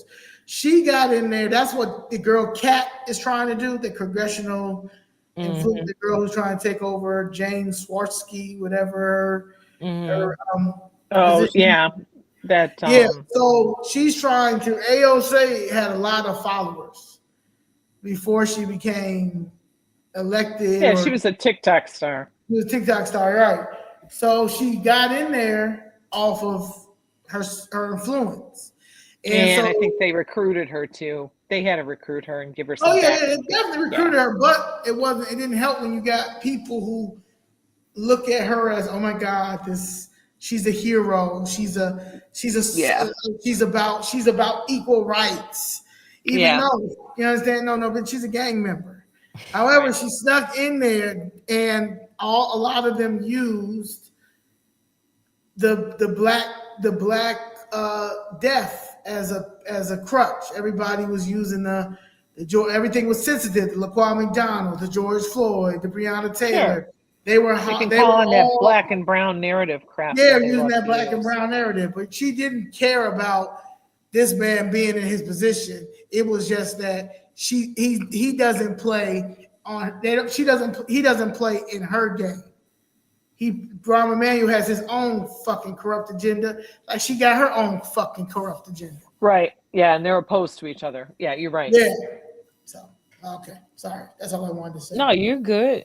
Did you want to finish this out or no? This is it right here. What's so hard to understand about this? Ocasio-Cortez, yeah, right. Rahm helped cover up the murder of Laquan McDonald, covering up a murder and disqualifying for public leadership. This is not about the visibility of a post. It's a shameful and concerning that he is even being considered.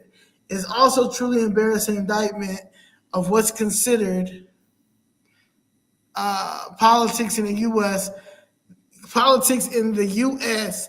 that objecting to the appointment of an official who helped cover up the murder of a black child is deemed the progressive far left position. Under Emmanuel's administration, Chicago city lawyers fought to hide police dashboard cameras, video McDonald shot 16 times in the back of an officer while McDonald posted no clear threat. You know what I want to know? I want to know who are them lawyers that covered it up. I want to know if one of them is Bradley Wilson.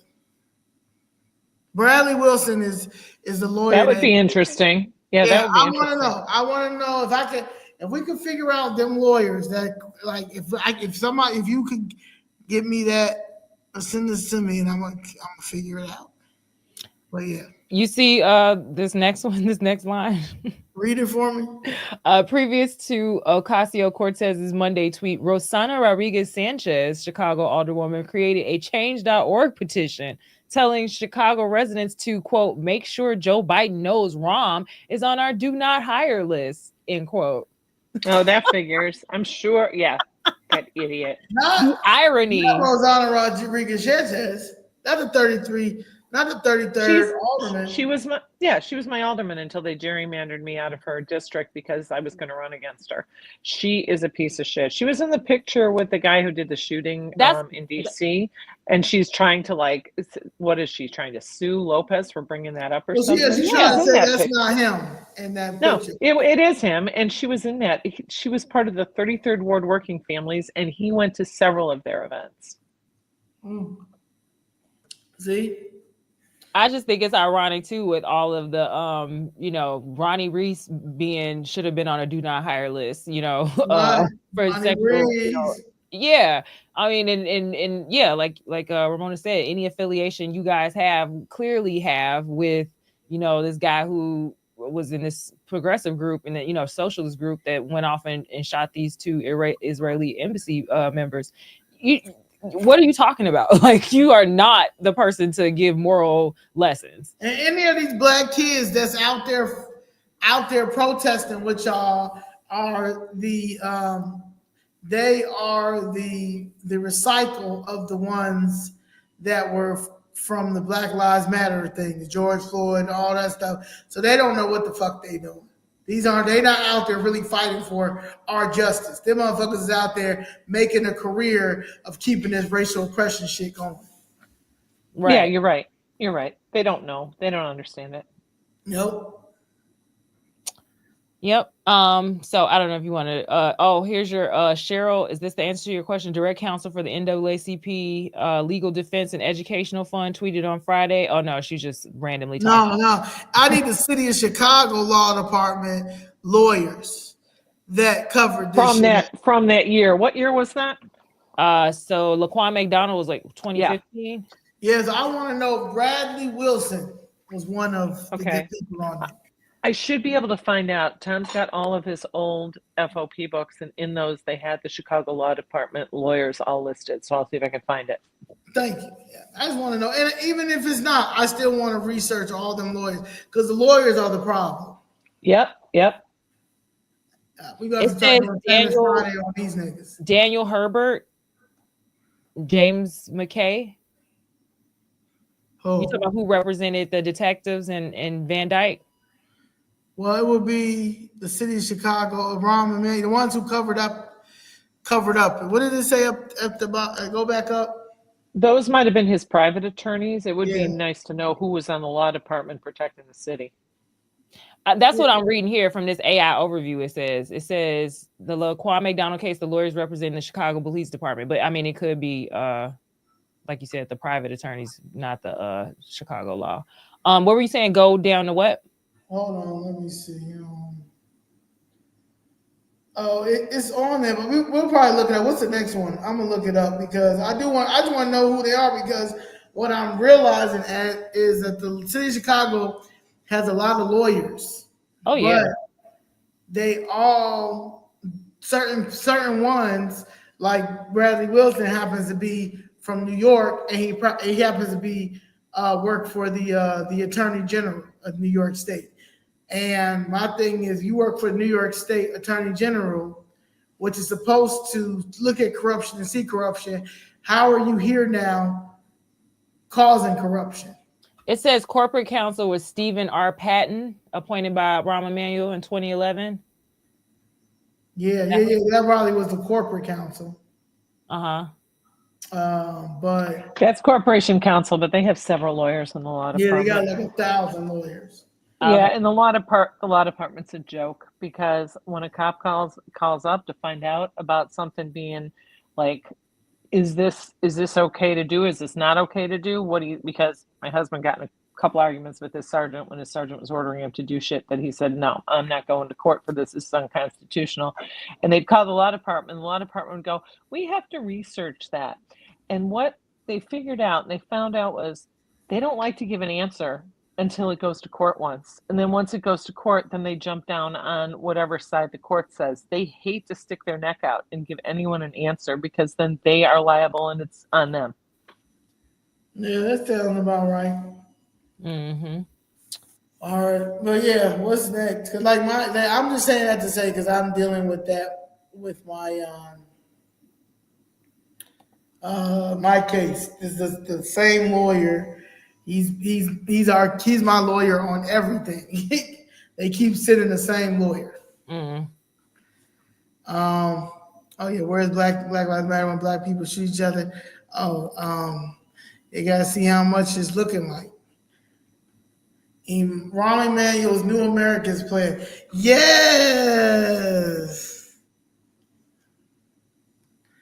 this right here is what y'all should have been concerned about. Not Project 2025, this right fucking here. The New Americans plan. In 2012, then disgraced Mayor Rahm Emanuel launched the Chicago New Americans Plan, a 27-point initiative to make Chicago the most immigrant-friendly city in the world, framed around economic growth, youth development, and integration.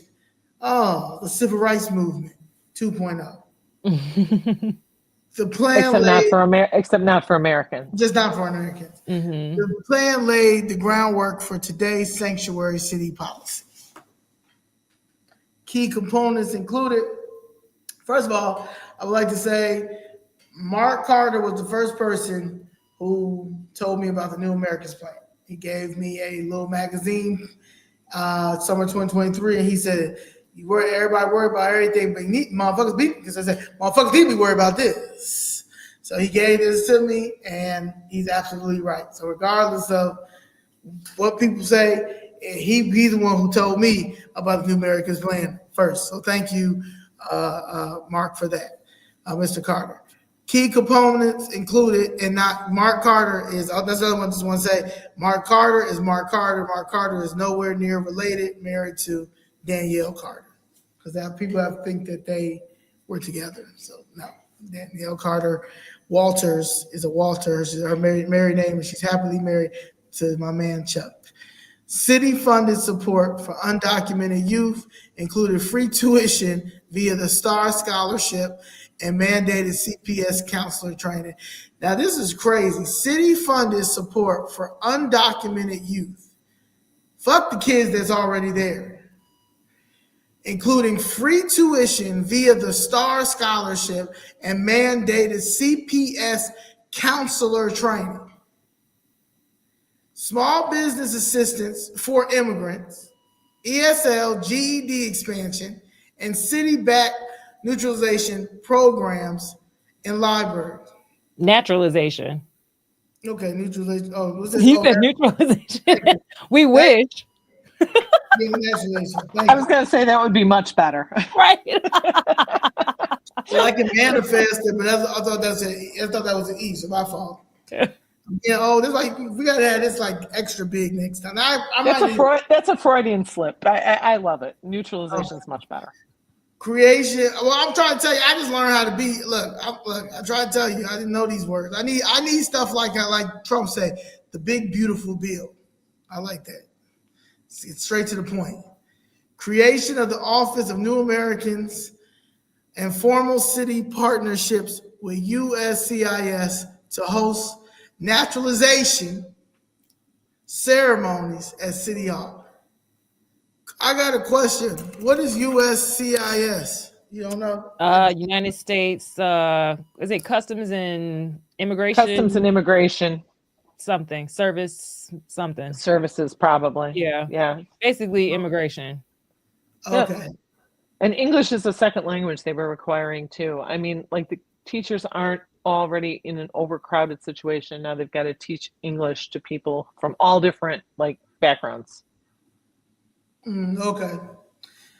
By 2018, immigrants made up 36% of entrepreneurs and paid $6 billion in taxes.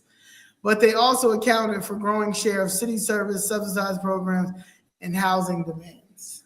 As we see now.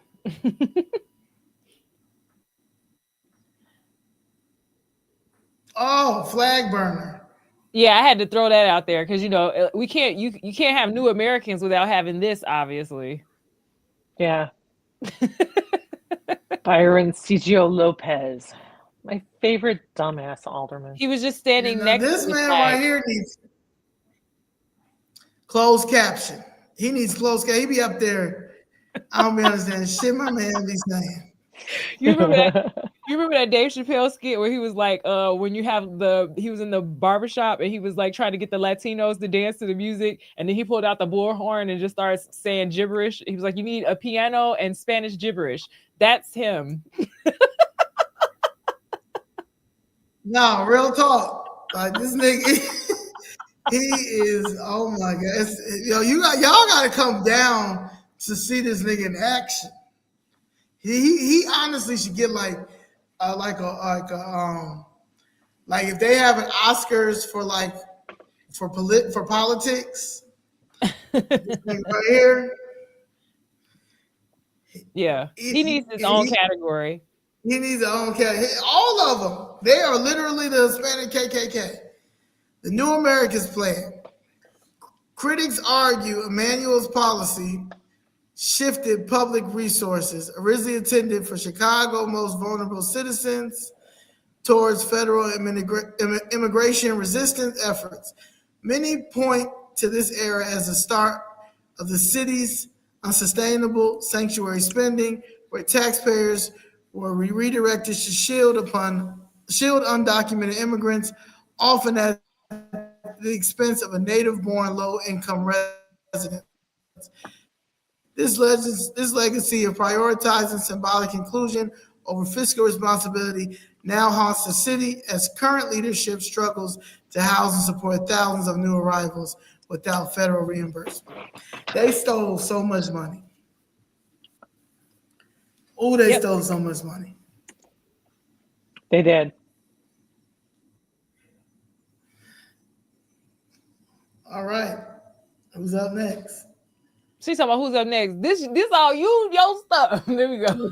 Systematic mechanisms use the mass political corruption. I'll do half. Okay. Okay, you want me to start? Okay. Yeah. I'm actually in front of my computer. I can pull the slide up and help too after you get this. Thank you. Okay. I can pull up the next one, Nicole. This when the group project go wrong. Systemic mechanisms used to mask political corruption. I think I'm glad for the information. I think people appreciate the information. No, for real. Democratic Party machine uses deep patronage networks where loyalty is rewarded with contracts, jobs, and protections. Dissenters are blacklisted or politically targeted. They use money laundering through the budget, billions in TIFs, tax increment financing, education funding, policing, and public health budgets rerouted, often allocated to the same revolving door contractors, favorite healthcare staffing, for instance, shell nonprofits, or ghost programs. Family court, disproportionate targeting of Black families, judges and attorneys financially incentivized through state reimbursements and placement deals. Okay, NGOs and churches used to receive public grants and federal dollars with little oversight frequently act as fronts for the political alliances and patronage, jobs, property taxes weaponized against homeowners, especially black residents, to force sales and fuel gentrification. Meanwhile, connected developers and politicians receive massive tax breaks, and realty companies, shot spotter and surveillance contracts, inflated or misused tech spending under guise of public safety, billions spent with no measurable community safety improvements, but taken away with no viable alternatives.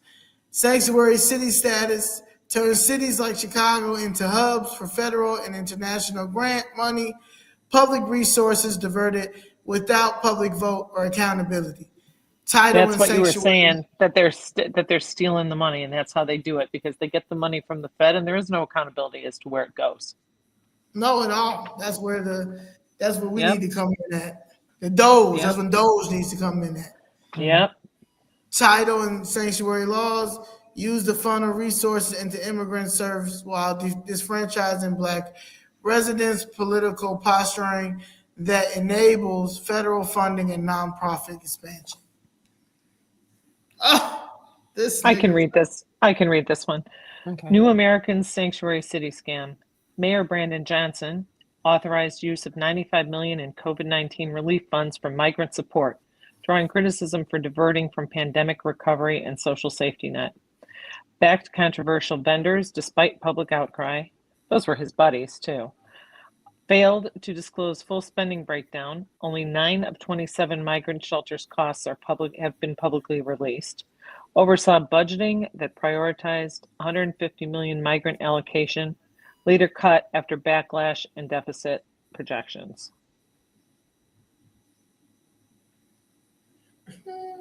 I had to use this picture. You know, the walking Negro, the walking Negro spiritual that she is.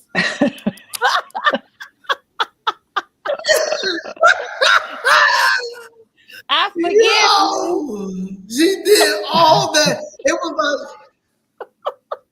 It was like she That's a like, great I'm picture. like, okay, slam dunk, and she just airballed that shit. You hit Right. like it was on its way. It was on its way, like, oh shit, swish. Nah, that shit went behind the fucking backboard. What the fuck? And then she was mad about his appointment to what was that, chair or something? Park. He's head of the Park District. Oh now. yeah. She was mad about that because I guess she thought, you know, he wasn't gonna get it, or she was supposed to, whatever the case was, that she felt bamboozled. But before that, she was supposed to get housing because she's over zoning, right? Right. Wasn't she supposed to get zoning like that? He ended up getting. Right. I pulled it up. When I think she was trying to get it was either housing or real estate, because this is what happened. He was supposed they were gonna let what's that dude named flag burner, Brian Sister Lopez. He was supposed to be going to zoning, and she was supposed to be going to housing. But Carlos Ramirez told his boyfriend Brandon Johnson that no, another Latino supposed to replace Brian Sister Lopez. Yep. But but Brandon Johnson was going to give it to Emma Mitz. Right. Got it. And then she got the old switcheroo. It says here May 2024, and it says Mitz felt, quote, bamboozled. Yeah, can you read that a little bit? From the slide? Yeah. Oh yeah, I was gonna get there. No, that's not in there. No, bamboozled. Oh no, yeah, that's what I'm saying. I left it out just because, you know, we were trying to stay focused. But she voted against the censure, saying she accepted his apology and wanted unity. And then in May 2024, she felt bamboozled after the mayor's office gave the housing committee chair, which she was promised, to Ramirez Rosa instead. Right there. I'm just right. Yes. A walking Negro spiritual. A walking Negro spiritual. That picked cotton. That's She funny. picked cotton. She telling everybody she picked cotton. Jeez. Just a shame. Anyway, November 2023, during a debate over putting Chicago's sanctuary city status to a referendum, Alderman Carlos Ramirez Rosa physically blocked Alderwoman Mitts from entering chambers and allegedly intimidated colleagues. Approved additional $70 million from migrant care in 2024 or for migrant care amid intense lobbying from Cook County Board President Tony Preckwinkle. Unanimously rejected Johnson's $300 million property tax hike, citing misaligned spending priorities and lack of transparency. They finally caught on a little bit. Well, yeah, they had no choice. Very little. Right. They like the white people were starting to come down. Tyler Cruz, shout out to Tyler. Tyler was like, Tyler came down there with the numbers, like, what the fuck? I was like, I remember when the first time Tyler Cruz came down there, right? And we had on our Chicago Flip Red shirts.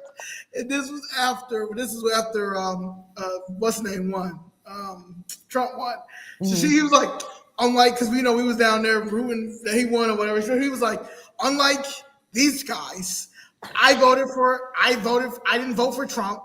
But he was like, but this budget doesn't make any sense, right? So we just looking at him like, yeah, you're just dumb. You're just right. dumb. And then about 2 weeks later, this thing was like, okay, all right, I don't get, what the fuck do I got to do to get in this? Like, do I got to go Republican? Do I have to be a conservative? This shit doesn't make sense. Yeah. He said, let me level with you, bud. I voted for Trump, Tyler.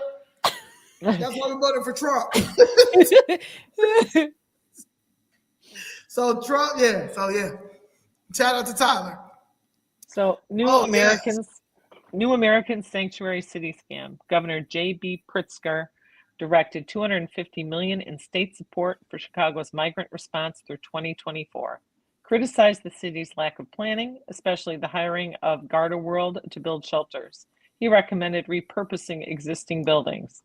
Under pressure from downstate lawmakers to curb migrant aid amid Illinois' $3.2 billion deficit, because he's so responsible. And not to mention, he didn't jump on that Garda World. I mean, being against that tent city. That was Brighton Park, right? He waited till after they had told the them EPA. after the EPA got into it. Yeah, exactly. Like he didn't know that they were already telling them that land was toxic. Okay. But also that shows you how powerful YouTube is, because YouTubers and stuff was latching on to Brighton Park and what they were doing and stuff like that. So they were getting a lot of backlash and a lot of independent backlash. Yeah, social media, independent YouTubers. Mm-hmm. Right. So this is. Oh, go ahead. You want me? No, you got this. She said, shout out to y'all both. This is beautiful. Thank you. Thank you so much. Because this is what people need to see this and need to understand this and need to see it with their own eyes. Yeah. New Americans, you're welcome. No problem. Anything. Yeah, Nicole did more than I did, but you're very welcome. So. No, I appreciate you, Nicole. I had no Saturday night, but it's okay.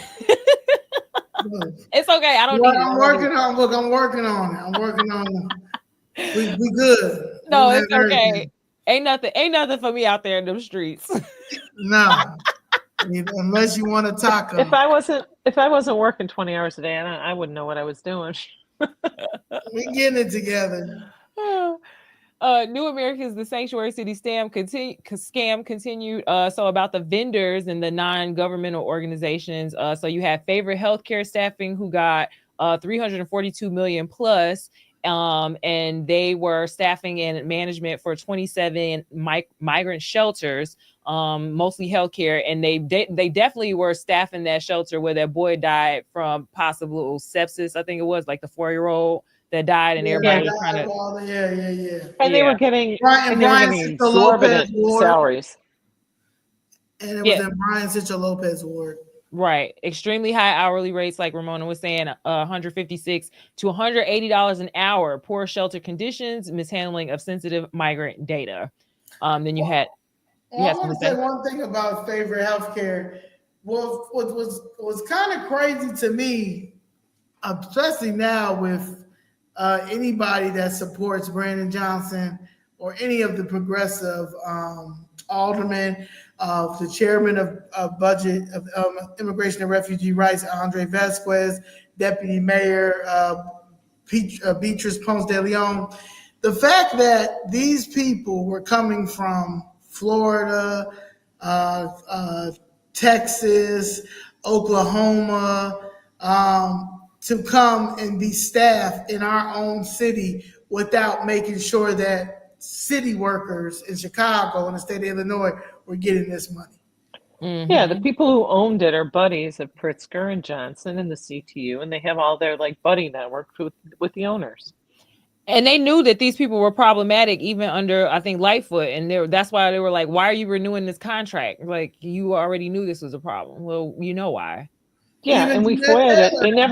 They never did the three bid. They're supposed to take 3 bids for every city contract. Well, they may do like they did with Lightfoot. Lightfoot gave and it's a race now, but Lightfoot gave like Ken Griffin like a crazy $40 million contract. And what she tried to say was that nobody else bidded for that. And when I say that, to say that I'm watching people bid for the last 2 years, I'm watching all different type of people now, black, brown, white, whatever, whatever. If you're not down with the cliques and politics, if you're not in with the in crowd, you're not. It doesn't matter if you put in all the bids and you do everything correct. Yeah. They're giving and they didn't even put RFPs, requests for proposals, out on the website for this stuff. He just filled them. They did none of the legitimate process. Yep. Somebody said we curse Ponce de Leon. I know that's right. Cause she a definite POS. Yeah. She when I say she is like, she know it too. Oh, I think I remember that video because she was sitting there looking crazy, and then she tried to get up there, and talk crazy. And them people, they let her have it as they should have, because she was in there like, who do you think you are coming in our neighborhood trying to shove this down our throats? Right, because y'all all in together. Like it literally, they really like thought we were like Black America was stupid. Like we were done. Like it wasn't enough of us. They were so confident that it wasn't enough of us that was going to come together. But they also did not have any faith of that we had in the allies, because Black America got allies. We're in the time where interracial dating and marriage is not going anywhere. It's common, and of course there's allies across the board. Yeah, with Americans in general, there is a lot of alliance that there's a lot of alliance. So they did. And right now we're dealing with the common sense conservative alliance of Chicago. And at the end of the day, the real ones are coming together. Like what Alderman Gardner did a couple of weeks ago, which I got to do with like a YouTube on that, because what he talked about, what as an elected official, is what everybody's going through. That's not an elected official. Yeah, we're aiming to have a table set up and like a pop-up in Jeff Park on June 12th if it works out. We're inviting Gardner to come join us, with you guys with the merchant stuff. We'll see if it works out, but we're working on that. So. Yeah, and I think he will. I 100% support Gardner, and the reason why he's always been nice to me, but it took him a lot of courage. I've been knew about that story, but it took him a lot of courage, and as a white man at this time, in this city, to call out the bullshit. Yeah, he might as well be a Republican. I mean, he's already broken down most of the stuff he had to do. But and then too, like, people are uniting across the plane because you got to think about it. It's like the Avengers. It's like the Avengers. Like, the enemy of my enemy is my friend. You know what I'm saying? Like, we got to beat Thanos. Like, we don't have time to play games no more. Exactly. Yeah. The enemy of my enemy is my friend. Yep. Where we leave off here? Equitable social solutions, 45 million plus. Shelter site management and operations, and they were criticized for inefficient service delivery, questions around use of funds. Garter World, again with that tent in Brighton Park, $29 million state contract, $985,000 city expense for the site preparation. Emergency tent city construction, and the criticism obviously was that they spent $1 million preparing a toxic site. Project canceled due to environmental risk. Garter World absorbed direct costs, still scrutinized for a contract selection process. And then, just to let you know that they just got sued and won $1.8 million. The city had to pay out because of this bullshit. City of Chicago overall coordination, $268 million in city funds, $370 million state and federal aid, coordinating housing, logistics, and vendor contracting, limited transparency, FOIA requests delayed, selective disclosure of shelter spending data. And then we got to think about our mayor wants to, become a city-run developer. So I'm sure that's going to be just immaculate.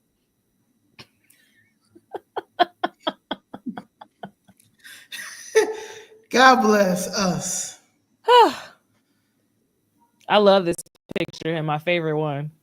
Nicole, you read this and I'll read the next long one because the next one's real long. I know, that's my favorite picture. It's just him in a nutshell. That's my favorite picture. We use that in the newsletter with the crown on him. I love that picture. His legacy is violent. This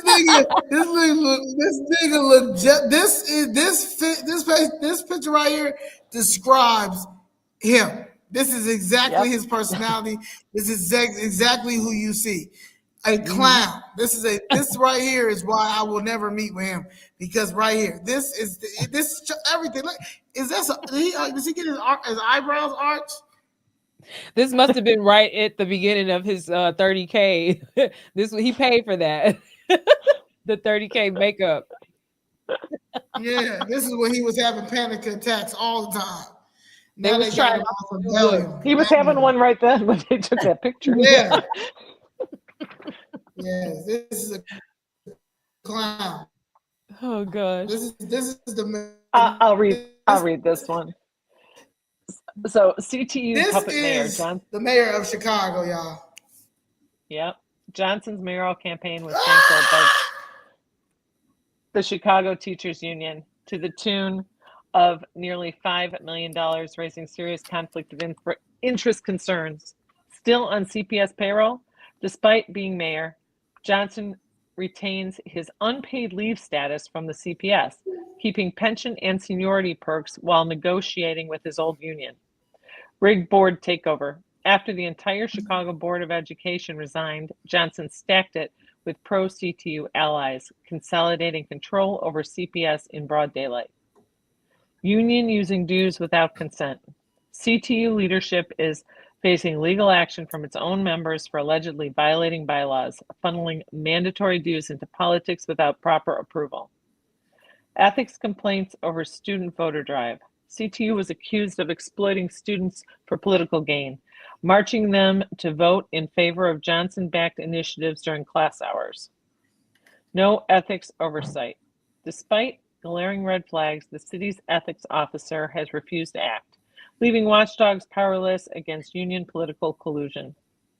CTU agenda first, kids last. From lavish contract demands to partisan indoctrination, Johnson's loyalty to CTU is crippling education reform and draining city resources. Yeah, this is my pet peeve. CTU is very, very powerful. They're like a third political party, and they push their candidates in, and he is the puppet of the CTU. You see, I had to find a picture of a messy Jesse. Yeah, I'm about to say, I see. And it's going to forever be fuck Jesse Jackson and her behind her. She's a gang member, and he's a gang member, and all three gang members. And CTU. Jesse Jackson's a sellout. We were talking about Jesse Jackson today. I was talking to this pastor today that he talked to me for about an hour about how terrible this man was. But he was more disappointed in Jesse Jackson Jr. and his wife that he said he read the transcripts he went and got the transcript. So imagine how many Chicagoans, OGs, got them transcripts while they were on trial, right? He said when he read the transcripts, it basically like he sold out because for greed. He said that hurt him more than anything. Like, you had it made. How do you sell out your home computer? And I was like, well, look who his daddy is. You right. And then he sat down. He sat down and started talking because Jesse Jackson Jr. Yes, definitely terrible. I believe he sold out MLK and got him killed. I believe it 100% from all the evidence points that way. Word on the street is Daley gave him $2 million. Daley Sr. gave him $2 million to make sure Daley Jr. get mayor. And it makes sense when you come to how he still got everything here. Ain't nobody fucking with Rainbow Push. Yep. Rainbow Push is a fraud, man. All right. Man, look at Ronnie Reese and look at this. Look at two weirdos. Now these niggas right here look weird as hell. Look at this. Ronnie Reese look like he belongs and he needs to be examined. I mean, the sexual harassment. Usually those guys. It's only two ways it comes to the forefront. The chicks didn't want you at all. Right. Like you know damn well. Nobody was checking for Ronnie. Right. Ronnie. Look at Ronnie. Look at why would Ronnie wear that shirt with that suit? It looks like he threw a suit coat over his pajamas. Yeah, like it's some things that you know that ain't no Ronnie. I bet they called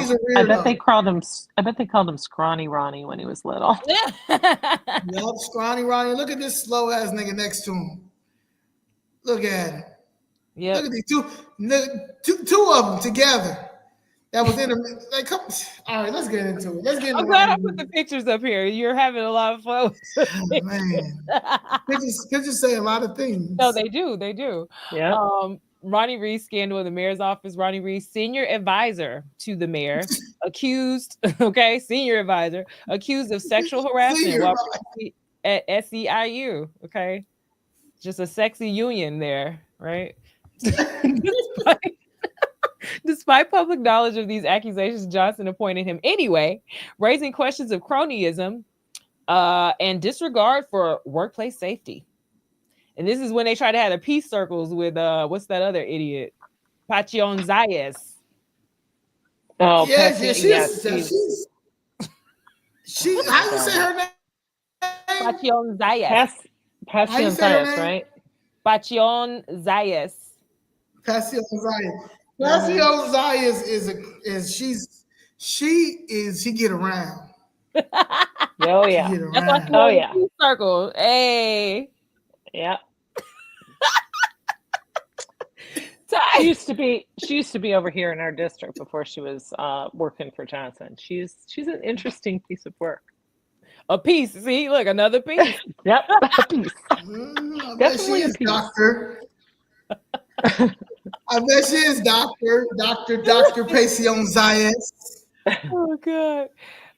Ties to CTU suggest a pattern of revolving door hires between unions and Johnson's City Hall. Oh, I'll take this. Now this nigga right here, Jason Lee. Woo.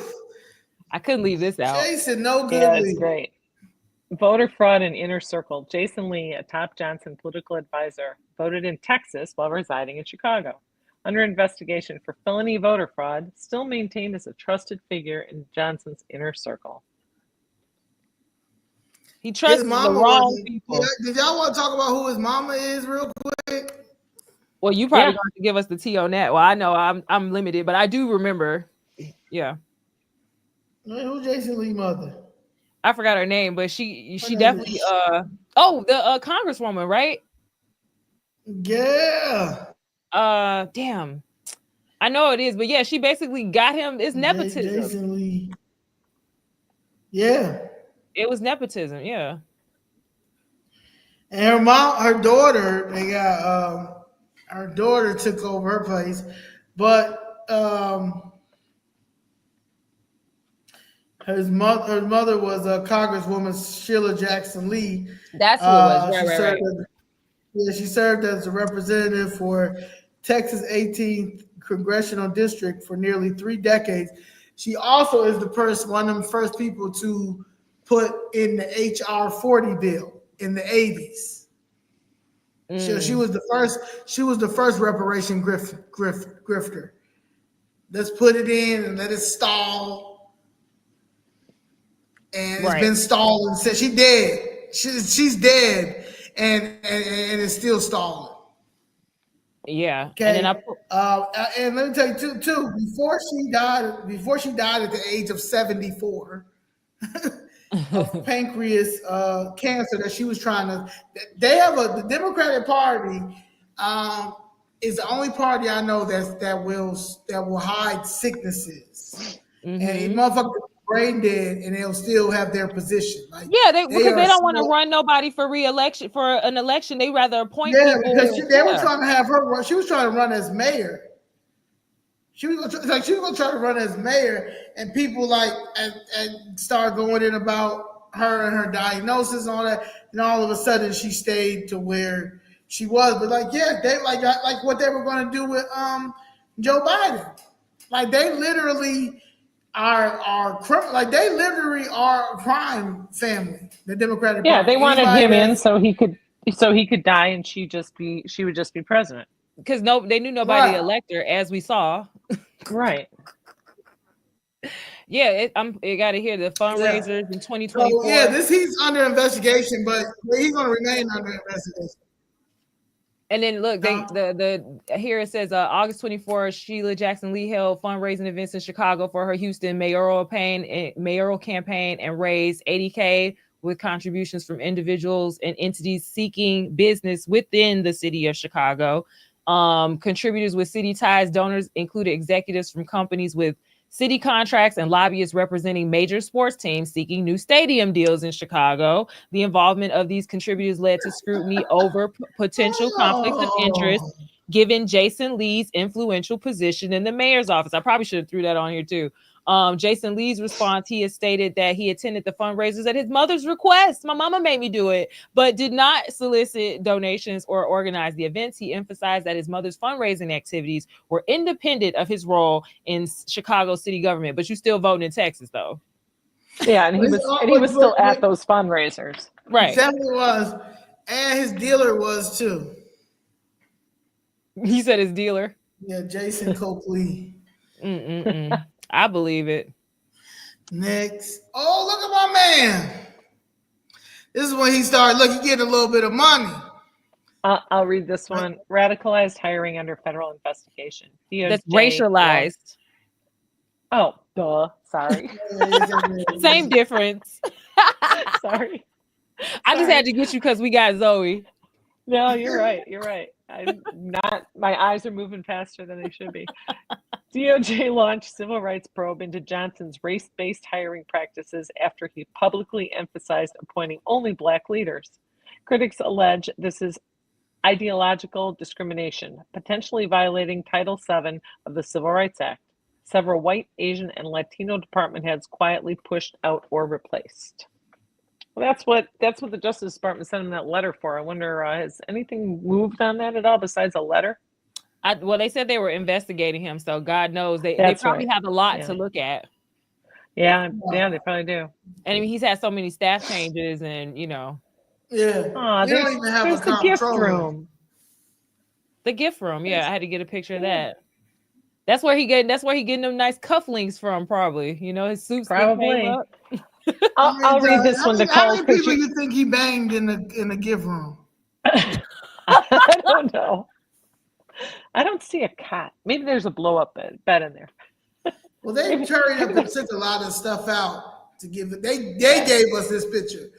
Right. I'll read this one, Nicole. They left the Mexican flag in there. At 5 to 9, and you'll have because the cartel was letting you know, Holmes. Look, they got the Mexican flag, the Mexican portrait with the that's got to be a Mexican painter with them. Right, they know the Mexicans is in this motherfucker. We got steak in Chicago, bitch. I heard you, Ramona.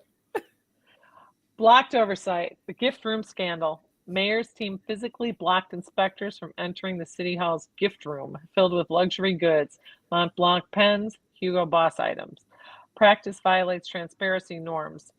Gifts unreported to the Board of Ethics. Inspector General was denied access despite multiple requests.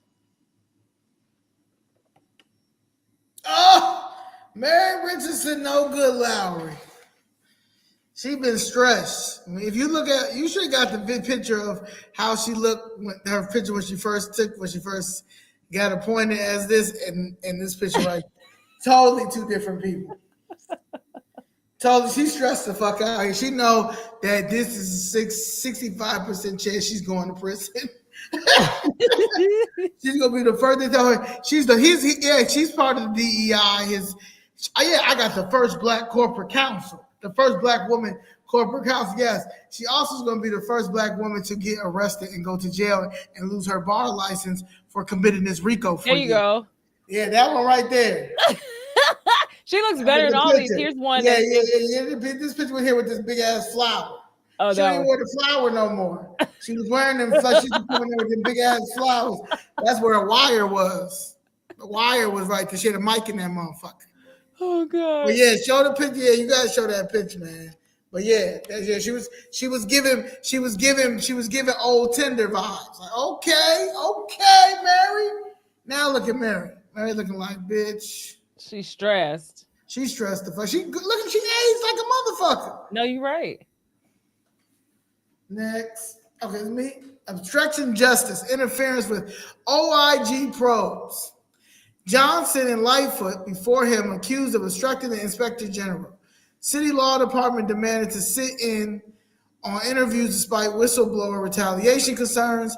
Accusations including bribery, withholding city services, and retaliation against protected disclosures, classic indicators of RICO-style governance.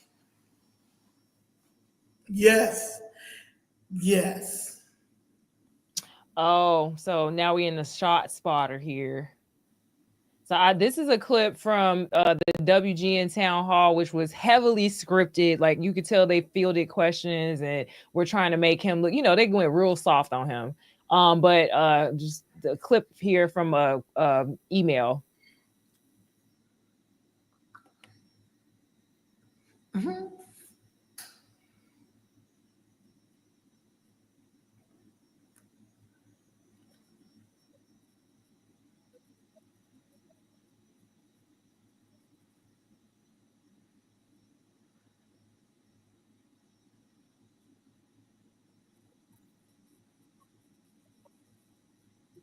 Okay. Charles. Good question, Charles. What my man saying?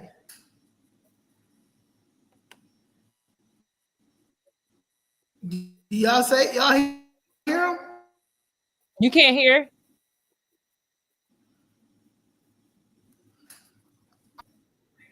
Okay, yeah, he talking? Yeah, you can't hear him? Is it? No. Can y'all hear him? Yeah, I can hear it. You can't hear it? No. Oh, that sucks. I got the closed captions on. You hear Ramona? Is Ramona still there? Well, that sucks. I don't know if you got to play it. You want me to send you a link? No. Well, basically what he's saying. I'm looking at the closed captions. That's why closed captions is important.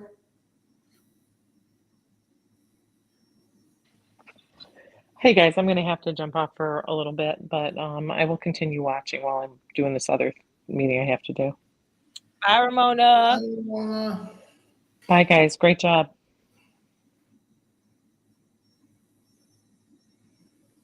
So he did all this. He think, the crazy thing is, who's ever his PR person is trying to make him this sex symbol. And he's a clown. So regardless of him not wearing a suit, having a little button down here, you feel like you getting a person, you get a barber that's blending it a little bit better. There's nothing that you look more attractive than when you first came in, but you still a clown. So it really doesn't. You're not like it would be different if you came in on some black shit.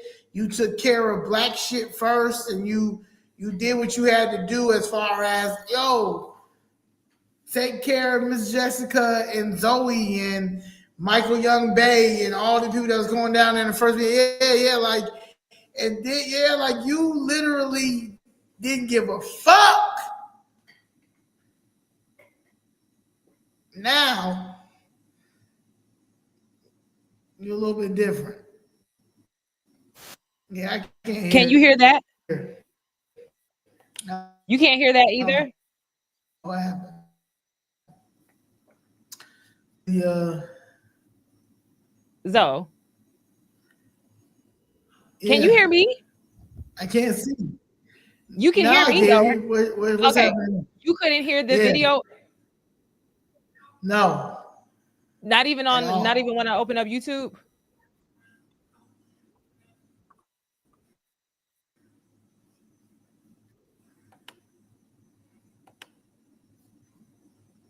No. I don't know why it won't. I should be able to hear it. I know, right? We'll figure that out. But yeah, that sucks because the Pritzker. Go ahead, I'm listening. I'm sorry. No, I'm doing what's next after him. But that was. Oh, okay.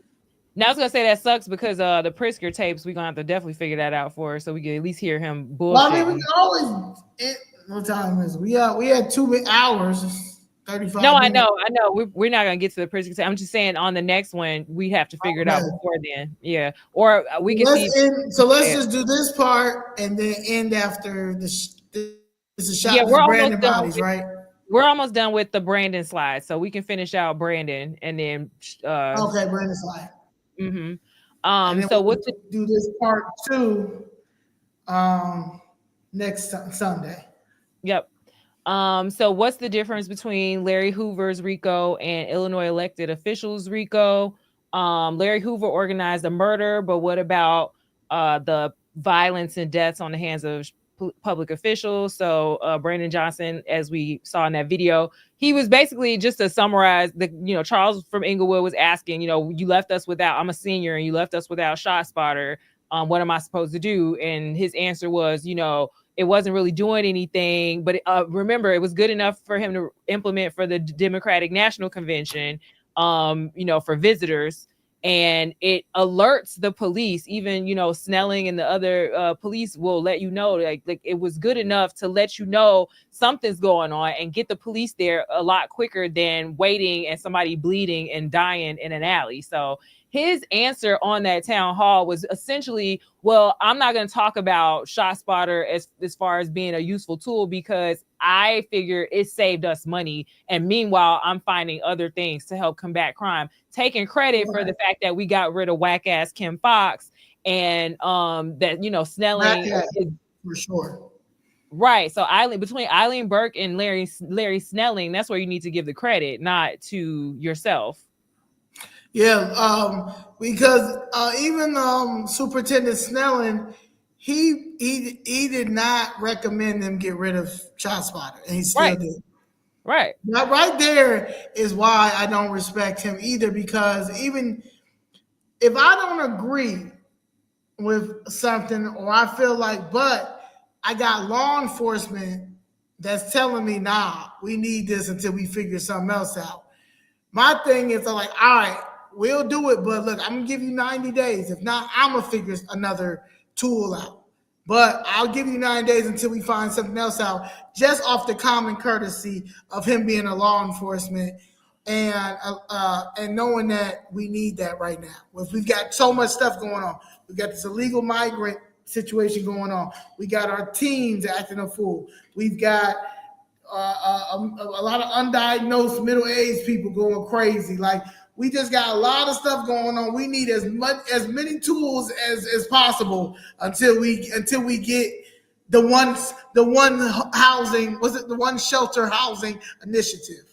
Right. Well, that's why his answer was, I saved us however many $1 million, because at the end of the day, he's just trying to pass that money along to his damn friends, and whoever he's affiliated with in those NGOs and those, churches, and make the peace. That's all it was. It was just saving the money so he could put it somewhere else. He didn't give a shit at all. Yeah.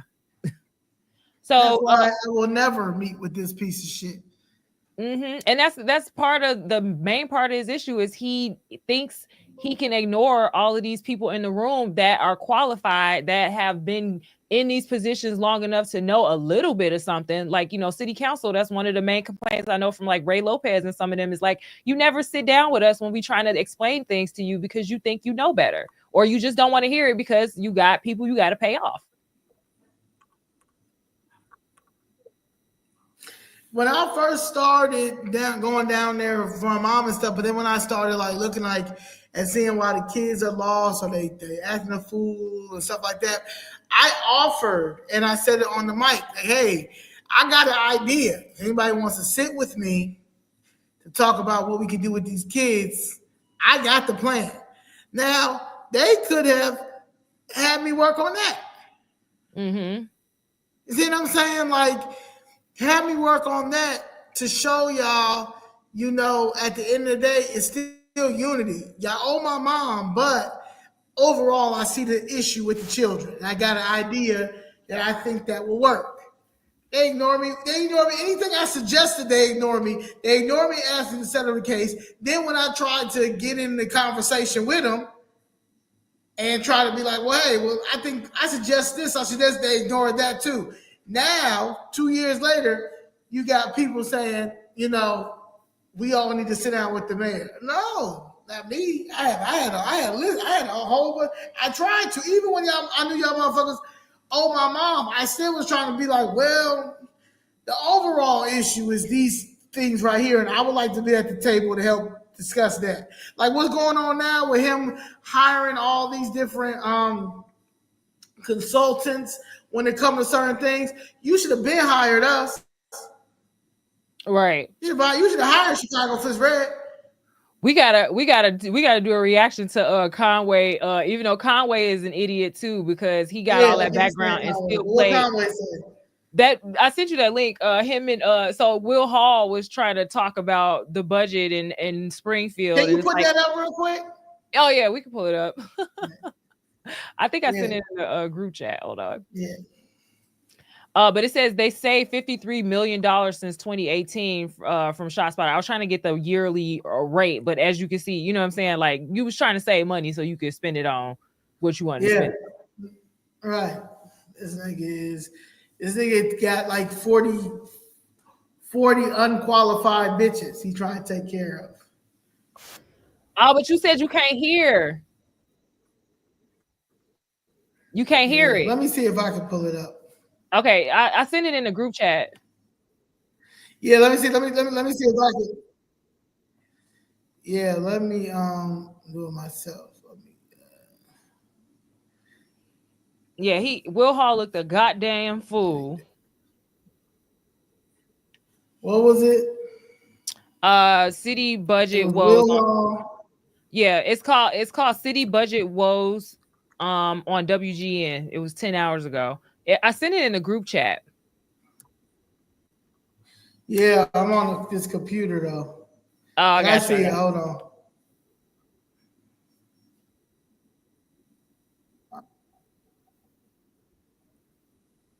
Yeah, they saved $50 million on dismissing ShotSpotter and gave it to the illegals, right?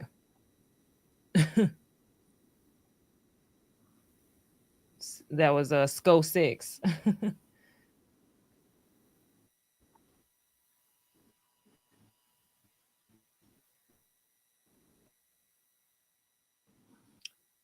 Yeah, that should be it. Him and you see it? See it? Yeah, that first one. Yep, him and Will Hall. Conway and Will Hall. And Will Hall looked crazy sitting there trying to keep deflecting.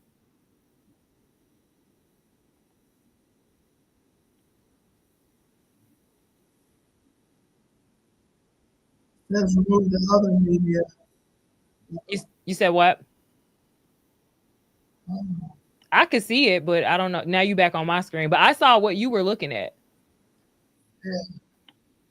I just looking for them to I'm learning this, y'all.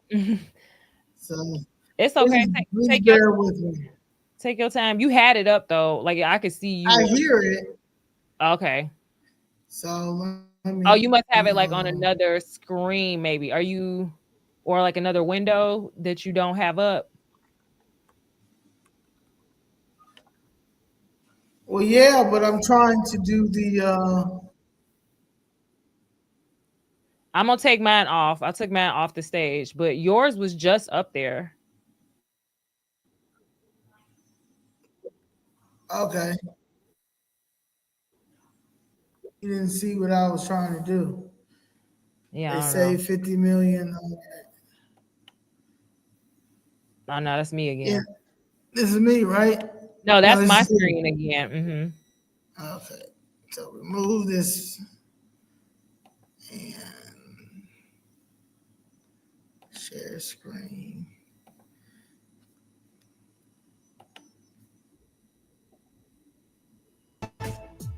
All right, you see it? Okay, I can hear it. Yeah, Hear it. I can see it and hear it. While state lawmakers wait to see how federal cuts will impact their work, leaders at City Hall are also bracing for the potential loss of billions of dollars from D.C. Making matters worse, last week, Fitch Ratings downgraded Chicago's financial outlook to negative. They say it's because the city hasn't made meaningful progress to close what looks to be $1 billion budget gap. Mayor Brandon Johnson vowed to start the budget process early this year. So on Tuesday, council members will meet to talk about potential sources of new revenue.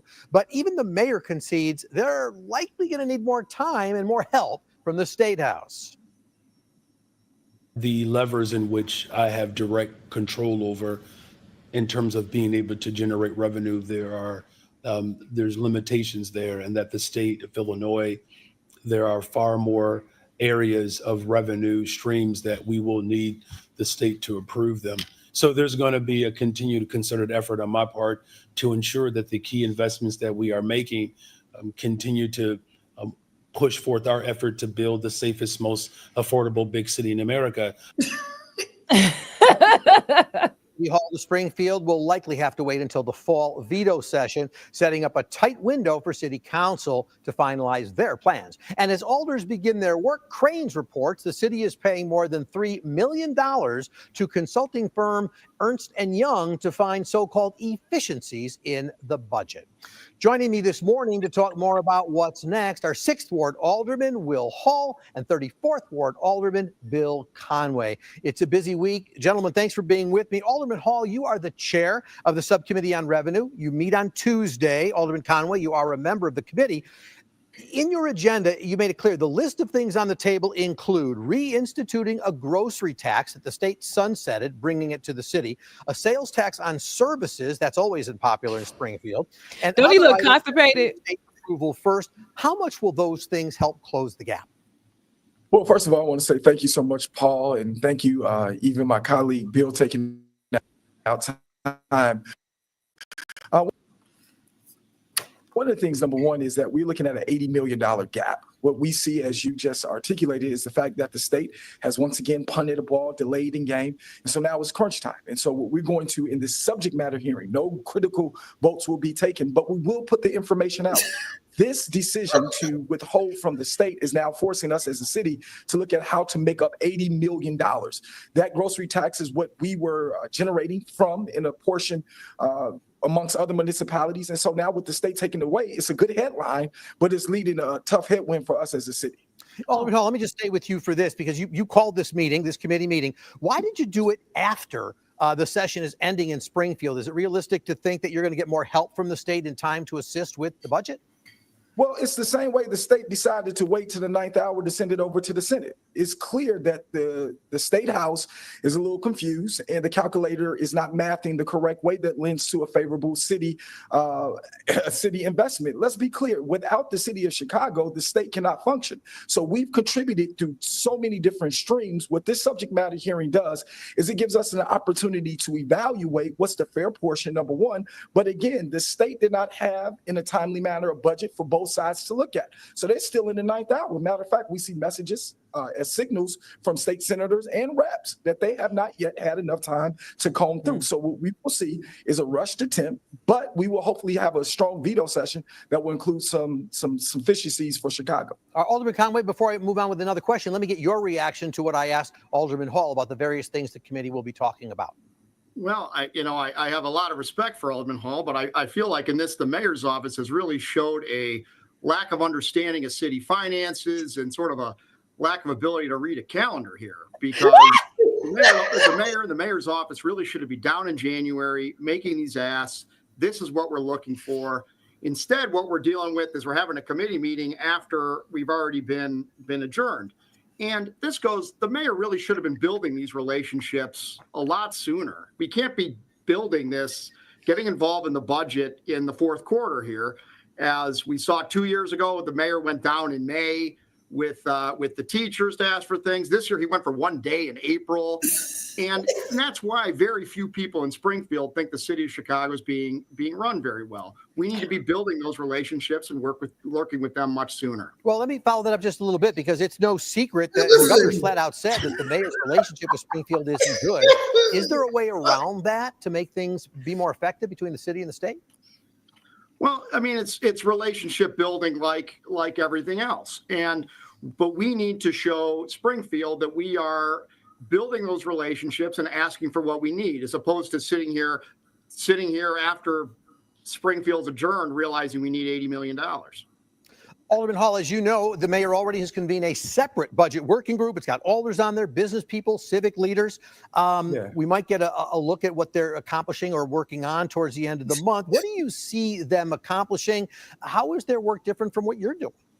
Well, I love my colleague, Bill Conway, as my brother, but I sent out a link to every alder at the beginning of this year, something new that we've never done before, the same way this subcommittee for revenue was new, in which they could click a button, upload whatever documents they have, in which the budget office, the finance office, look at it, critique it along with our general counsel, so that we can see the validity of revenue ideas. It went up at the beginning of the year. We were briefed. It's sad to say we didn't get much response from the other 49 of my colleagues. But secondly, we have an opportunity, in my opinion, to Trump-proof the state of Illinois and Chicago. Number one, let's look at the construction opportunities. 4,500 construction jobs with a new stadium that does not include an invasion on taxes. Number two, we have debt collection opportunities through water and through parking, in which for years we were leading, but then we made some adjustments that were not sufficient. And as a result, we're lacking debt collection opportunities, none invasive, but however, we're losing millions of dollars. And then thirdly, we look at a failed casino. Again, we can move from where we see a failed site thus far that has already been stopped, move it to McCormick Place, hypothetically, and then rebuild on the river and give affordable housing to those who were once living there back in the housing project complex that our vice mayor is overseeing. So there are three opportunities right there. Is you close? State collaboration in which we don't see. And again, a lot of relationships are already there. Our speaker, who's a great speaker, worked with our mayor in organizing and getting him elected. Matter of fact, I believe our mayor worked for the Senate President Don Harmon. And so again, the politics of Springfield, we had an opportunity with him, and we still might have that done with regulation, as well as different partners at the county that want to assist in making sure that our children are safe, but solid revenue. So the opportunities are there. The roadblocks have been unfortunate, though. Alderman Conway, it's interesting sort of reaching out for input from a lot of places. I mentioned as I led into you that Ernst & Young involved in trying to find efficiencies. So far, $3 million has been paid to them. But the mayor is clear. He doesn't want furloughs. He doesn't want layoffs. How does the city continue to function without cuts? Well, I do think we need to be looking at places where we can find savings in our budget. I mean, the mayor's last budget, which I oppose, had significant fee increases, the checkout bag tax on streaming services, software taxes, parking garages, valet services, residential zoning fees. So we need to show that it's not right for us to ask the taxpayers to pony up more if we're not willing to look for savings first. But I will say this, apparently if the mayor wants to outsource the Office of Budget Management to some blue ribbon committee that's going to hire some Wall Street consultants, we could probably begin to find some savings there. And when you look at other places for savings, in this city, we have a Department of Housing, Department of Buildings, Department of Planning and Development, Zoning Board of Appeals, Planning Commission, Permit Review Board, and all these things stand in the way of us creating affordable housing and affordable jobs. And that's a place we can really look to cut some red tape. Alderman Conway, let me stay with you for this. Do you think the answer is in a one-time revenue source fix to deal with the shortfalls, or are we looking for something more ongoing like a property tax hike? Well, we do really need to show, before we ask the taxpayers for any more money, we need to show them that we are looking for savings. And that's why really the consultant doesn't make sense. We have staff that looks at this within city government, within the Office of Budget Management. And so instead we are spending $3.5 to $4 million. We are spending taxpayer dollars to seemingly find savings. Or are we spending the money so that the mayor has somebody else to blame the tough choices on? It's not clear, but clearly we should be looking in our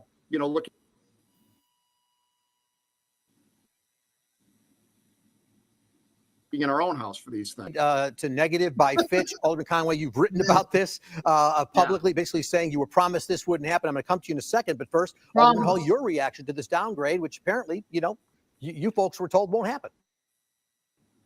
Well, first of all, let's look at the pathway in the last 40 years. Number one, we sold assets. Then we had another administration that made bad business deals, then consolidated departments in which our constituents are calling us, for example, like forestry. And then we had another administration that spent money free and did not calculate inflated numbers. And now we have this administration, which is dealing with, again, 4 decades of bad mismanagement, bad deal making, and then bad misuse of federal funds. So those 3 are factors that make it difficult, again, to pay bills. Again, I say to my colleagues, all of them, this holiday season, I dare you to go on tour and tell all of the Chicagoans who you're going to cut their jobs. This Christmas, you won't have jobs. Code word for billionaire politics equals efficiency so that you can get results. I get it. I'm an econ major. But when you start cutting jobs, code word efficiencies, then it leaves people not contributing to the tax roll. All right. We need people working. All right, Alderman Conway, let me give you the last word. Again, given the fact that you had a downgrade, you promised wouldn't happen, where do things go from here?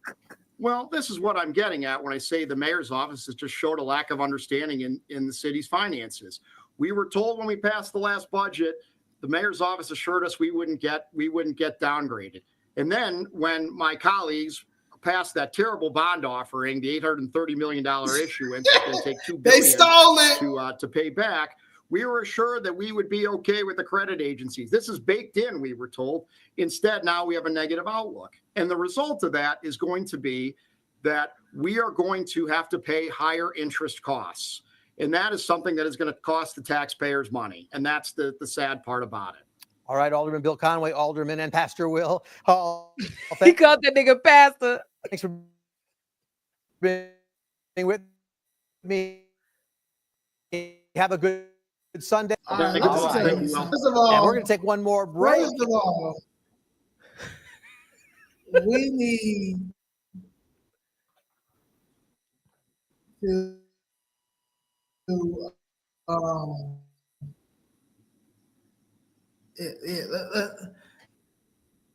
next Wednesday, this Wednesday coming up is where everybody needs to be at City Hall to watch this play out. Okay, you hear this? Mm-hmm. All right. Yeah. So this is going to play out. So I said I'll be there. I just want to let y'all know what times, because y'all got to see this shit in real life. Everything that now I don't even really I don't fuck with Conway, but the reason why I don't fuck with Conway is because Conway, I believe, is a racist. However, Conway be talking that shit down there when it comes to this budget and economic wise, and giving a lot of suggestions that make sense. Like between him and Riley, I don't really fuck with Riley too. I believe Riley's a racist too. However, they understand money. They understand the budget. They understand how government works, and they are both financially secure. I mean, so I think that's one of the big things. Like Conway don't need kickbacks. He's a billionaire. But Pastor Hall, Pastor Hall now. Now Pastor Hall, he's selling out everything. Everything. How you don't want to lose jobs, but then you gonna cut my water off? Yeah, like you sound dumb. And then what are you talking about with the billionaires? The billionaires don't got shit to do with this. This is y'all niggas that's cooning. Y'all niggas that are sellouts. Y'all niggas that are hoes. Y'all niggas that will sell. Y'all the type of niggas that will steal from somebody and then help them find it. Mm-hmm. Try to help them find it. That's exactly what they doing. That's exactly what they doing. Like y'all dang, like what the fuck? Like y'all missing y'all money. Hold on, taxpayers. Wait, let me look for it. Because it's the billionaire's fault. Because it ain't no billionaire. Y'all are laundering money and making business deals. Let me tell you something. When that boy first came in office, Brandon Johnson, y'all niggas stole that money so fast. Y'all stole about $3 billion so fast, and y'all stole it so fast because y'all knew that y'all were so confident that we weren't paying attention, and I get it because we weren't paying attention. You understand? We weren't paying attention. So, but y'all stole that money too fast, and now y'all are fumbling to try to figure out how to get it back. Because the Feds is not giving you no money. Pritzker they got about $60 million in this Calm Collective group that he's funneling to get you the fuck up out of there. And you ain't got no money. Like black people ain't got no money. So you ain't got nothing. You ain't got nobody. You have nobody that's gonna come save you, Otis. Okay. For real. But on June 3rd at 10 a.m., it starts on the Committee on Finance meeting. Everybody needs to come there. And then, if you can't make it there, but you should start there. But at 12 o'clock is the Committee on Finance Subcommittee on Revenue. And the chairman of that is who we just saw. William, whatever Brandon Johnson says, I'm with Hall. Okay, and that's just what it is. He is by far one of the worst aldermen to ever do it as a millennial. The nigga 40. They could be 41 this year. And you an embarrassment to the millennials, man. And you embarrassment to the 80s babies, fam. And then what is this? He says, he's like, we put out this notice or we put out this agenda, but 49 of us didn't respond. Wait. Who is we then? If it's 49. Yeah, who responded? Jason Irvin? Probably only Jason Irvin. Because Jason Irvin is also a fucking... No, but it's got to be himself included. He's got to be the 50th because how you respond to yourself. So then who is we? I don't know, but I think Jason Irvin too. He probably there was a few that did respond. Okay. I remember that. He just probably just said that, but like maybe two. Michelle Harris is going to always respond. Vice Mayor Walter Burnett's going to always respond. Now, it was a few more. You know what it was? It wasn't Will Conway did not respond. Riley didn't respond. Lopez didn't respond. Bill didn't respond. Monique Scott didn't respond. Wegaspec didn't respond. LaSpada, Gardner, Napolitano. But the House Negroes down there, the Do Nothing Black Caucus, they definitely responded to that dumbass bullshit ass email that he went around. Because I remember when it came around. So yeah, he's specifically talking about Will Conway for not responding, and I wouldn't have either. I don't even fuck with Conway, but why? Nigga, you a goofy. You a goofy. Our mayor's a fucking goofy. You're fucking up the city. You done Y'all added can't read another. You done calendars. added another committee meeting, huh? Y'all can't do math. Y'all can't read calendars. Yeah, y'all can't. Like, why? Like, no. Like, I'm literally a billionaire. I'm literally a billionaire. I can say that I'm a billionaire, and y'all do not give a fuck about government efficiency. Real talk. So I will respect Conway on that. Conway will have to I'll have to have a sit down conversation with Conway. However, I do agree that Conway and Riley do be talking some shit that make fucking sense. They go by the fucking Riley's an accountant, Conway is a lawyer and comes from a daddy who built his a company and is a billionaire, and also is his father also is a donor. He donates a lot of money to certain places and causes. So while Conway donates what in his causes that he believes in, he also be down there calling out the bullshit. Yeah, but I'm like, it's nothing more you couldn't have done. Only thing I don't fuck with Conway too also was when it came, because he's a lawyer, when it came to holding immigrant law clinics and know your rights shit in the West Loop, he was holding them in the West Loop. You didn't want to look at Jessica Jackson's case. You being a lawyer, you trying to be the state prosecutor. You going against Kim Fox, the state prosecutor. Ooh, get that away from me. But you holding law clinics for immigration to get their citizenship. They all wanted a piece of the pie. That's what I'm saying. Like you can give him credit for this now, but it's like you kind of a little too late, because like, you know, if you're telling them they don't understand the calendar and they don't understand finance, when do you take the wheel as the finance guy? When do you use your white privilege? Like, I'm like, when are y'all gonna write? That's what I'm saying. When are y'all gonna write a letter to resign, to tell this nigga that you have no confidence in him and he needs to resign? Right, he's incompetent, he's unfit, and this place has been overrun with social, progressives, and all this other stuff. Like, that's what I'm saying. So you could give him credit for this, but it's a little too late. Like you said, you was clearly trying to get your little kickback money from the migrants or whatever at some point, or whatever you was gonna do to benefit from that situation. So it's kind of a little too late. The train already left the station. How did you believe you wouldn't get a downgrade and you a finance guy? How did you really believe? We all knew we was gonna get the fucking downgrade. We all knew this nigga was lying. He lied on Capitol Hill. Right. But with his lawyer behind him. Oh, of course. That's the best way to lie. Right. I'm just saying, like, this is how either you this incompetent or you really feel like Chicago got your back, and that you're gonna get back in there. Black people don't got shit. Like, we literally do not have shit.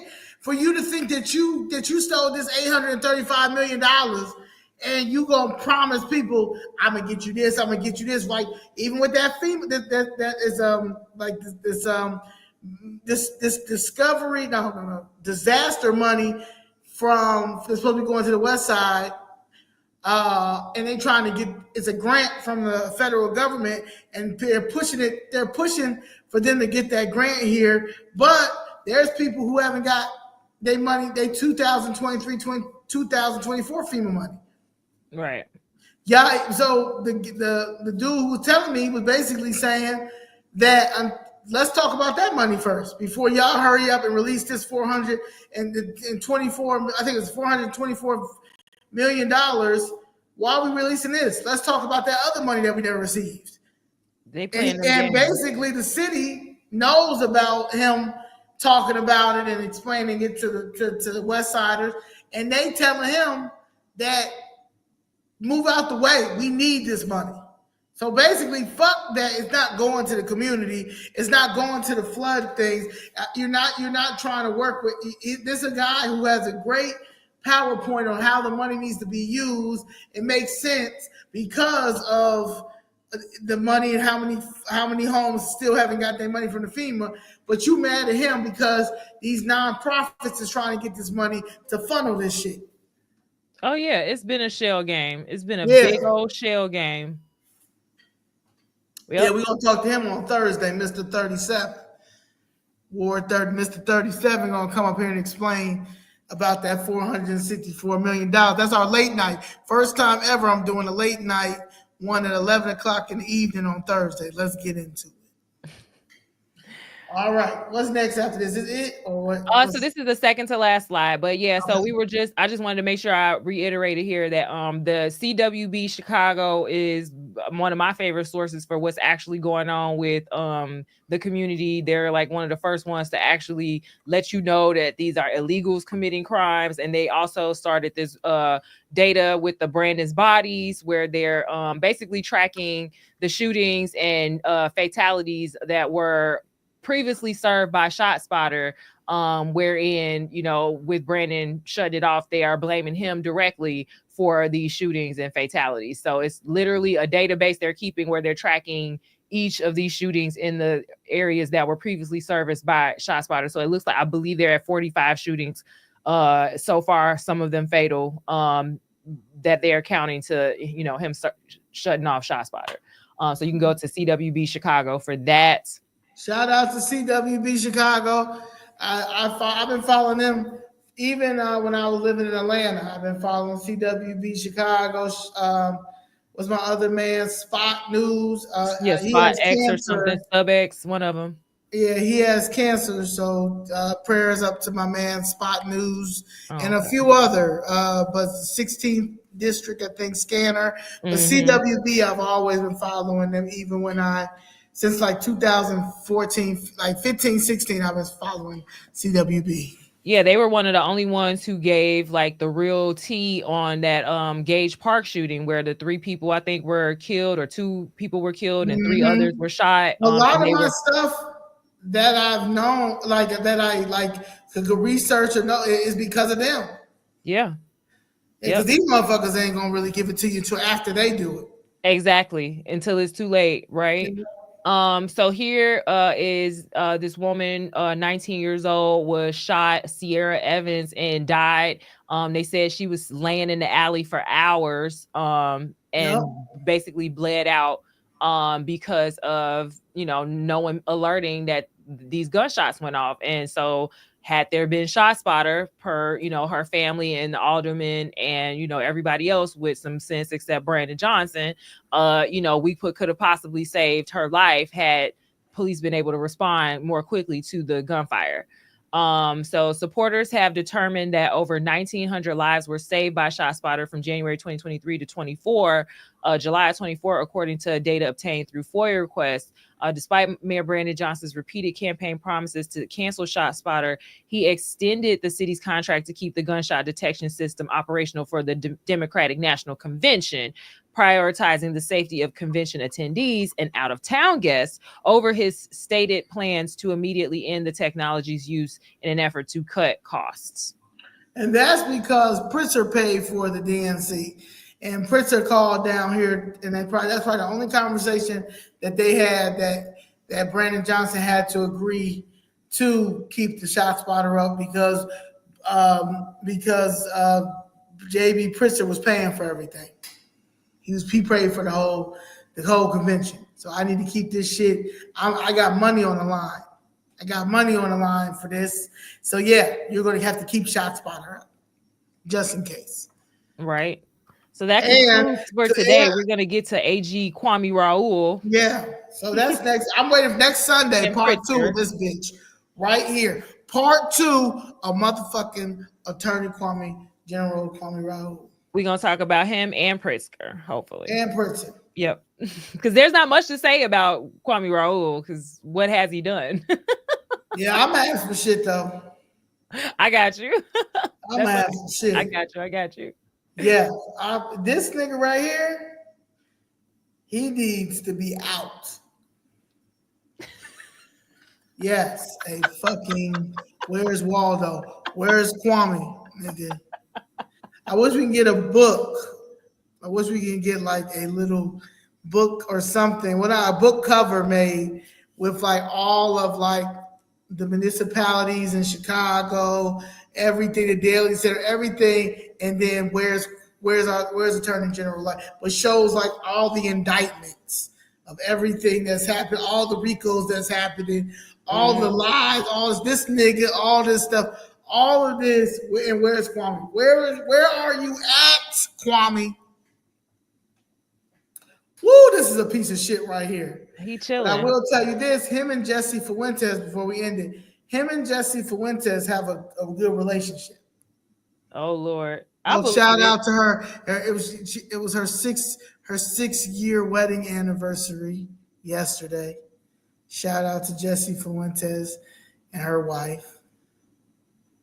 But You sound like she you being still sarcastic. is the one who said it says well, no, I was just saying as my fellow LGBTQ person, right?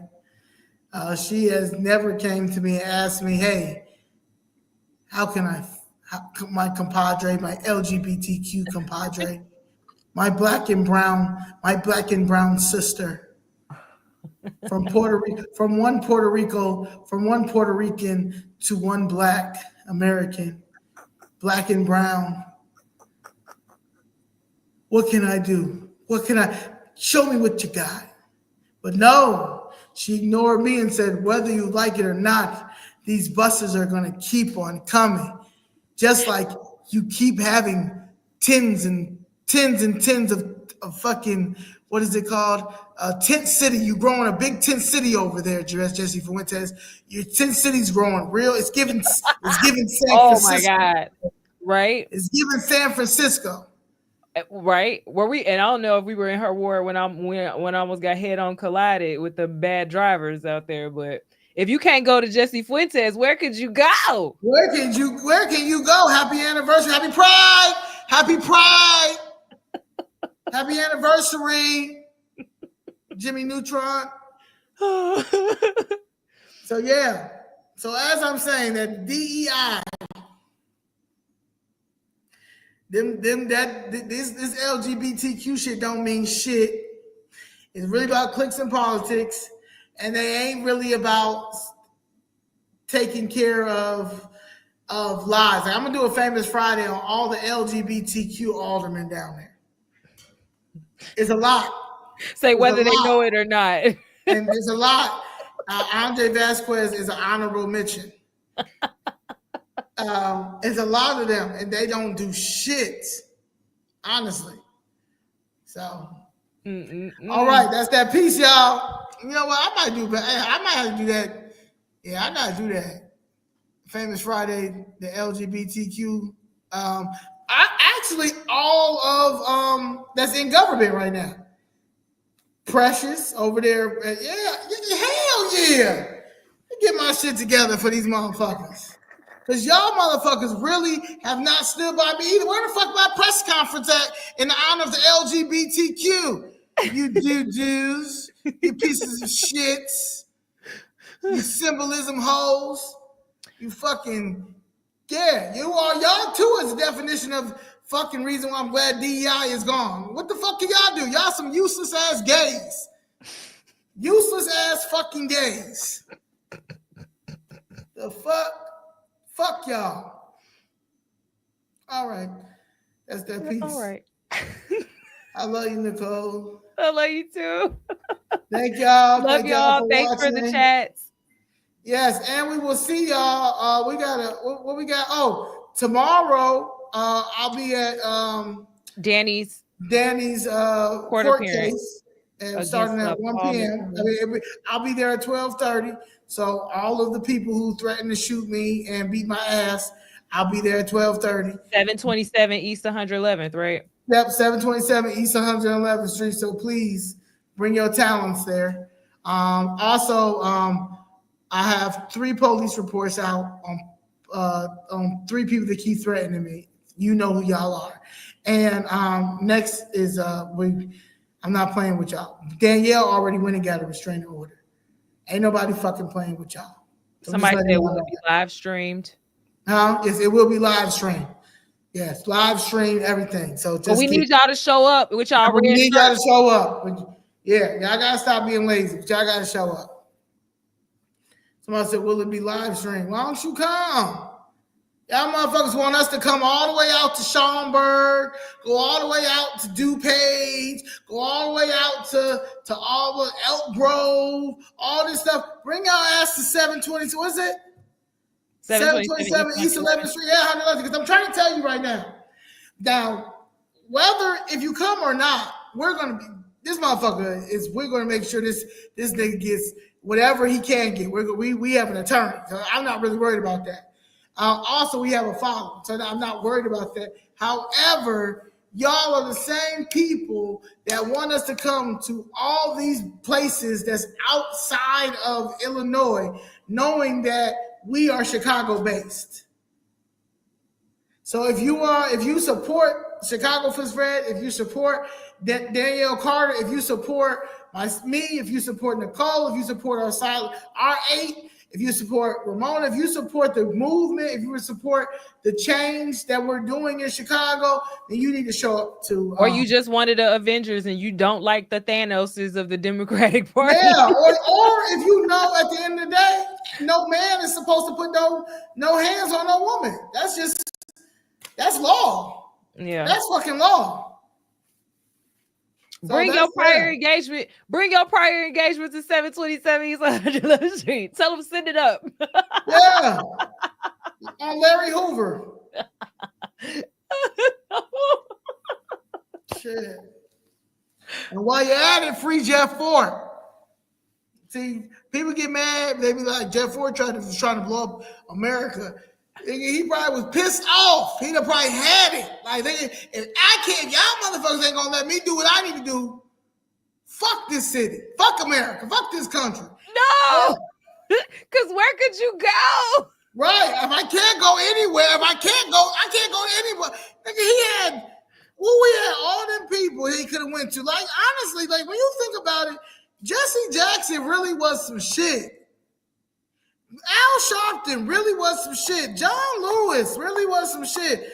Farrakhan, what's up? Like, honestly, we supposed to hold each other down. And my thing is, it might be some weird shit, some egotistical shit. But we got to be more like every other community that they don't let that shit fuck up their unity when it comes to the power in government, business, and family. Real talk. We got it bad. So, yep, Roy. This is my man right here. I love him. I don't know if I met you, but I like this man. Come on out tomorrow, Sco 6. Yeah. Sco 6 be in there talking that stuff. I fuck with him. Yeah. So, all right. Thank y'all. I fuck with y'all. I will see y'all next week. We'll do part 2 of this. What else we got this week? Oh, meet me at City Hall Wednesday, starting at 10 a.m., 121 North and South. I'm going to get there at 9:30. You want to sign up and speak to your public comment. And please talk. I don't care if it's about it, whatever that the bone that you have to pick with the city. Come out and talk. It don't gotta be. You don't do a whole 3 minutes. If it's something that you see is some bullshit, your voice, y'all voice is very important. So you don't have to have a whole 3 minutes, or just show up. Because again, bodies are important. They know people are paying attention.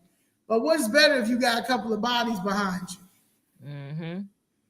So especially our men. We need our men. I fuck with y'all. I am not a what was that thing in was it men hater? What was I can't think of the word right now, but the opposite of a chauvinist. I'm not huh? You're not a misandrist. Yes, I'm not a misandrist now at all. So yes, no, I know the role that the men play, and I know it's a very critical role, a very important role, and I am not trying to take none of y'all places. Okay, it's just not making sense to me, and I'm not no pussy ass bitch. That's right. But yes. So I would like y'all. It give me great hope and it would make me so happy that if y'all would start standing with me. So yes.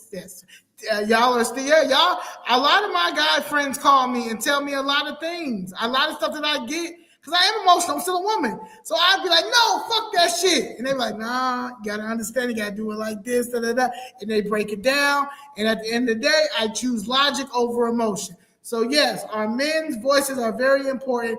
I need them, and I appreciate my brothers that are surrounding me, that are teaching me when I'm going through this journey. Because again, I'm still a woman. I don't identify as a trans man. I don't a trans man at all. I know what the fuck I am. I like what I like. I like what y'all like. That's right. We need our men for everything. It's that balance. It's that balance. So yeah, so we don't got no, it ain't that. Now it is some stupid men out here that say dumbass shit, and I will correct it, just like I will correct the dumbass women. I will correct the dumbass trans. I will correct the dumbass robots. I will correct with everybody. It doesn't make any sense because we got shit we got to do. All right, Nicole. Oh, yeah. Hey, conservative, Chicago conservative. Oh yeah, that's an OG right there. That's like, yeah. Now that nigga right now, y'all need to follow him.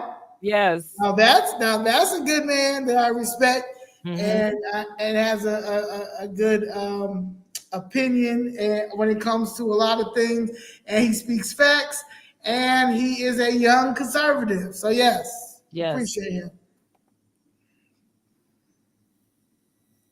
Zoe, you could be a strong voice, but you gotta listen to the voice of experience. Who's the voice of experience? Because if the voice of experience was out here, we would not be this far. We would not be this far removed of things. If the thing is that y'all, I don't even know who you are. Why don't you meet me down at 121 North LaSalle? Why don't you do that? Why don't you, Ramal Mafimi, bring your ass to city council and see what the fuck I'm seeing? Committee meetings. Let's look at this budget. Let's look at the finance. Let's see all the money that they passing. Please do that before you tell me anything about I have to listen to the voice of experience when y'all don't come outside. Yeah, y'all don't come outside at all. So when you come outside, then I fuck with you. Yeah, that's what we was talking about. You got to go back and watch. Yeah, we know that he has a 2-year sentence left. But yes, J.B. Pritzker can still pardon him. That's what we get. He should have pardoned.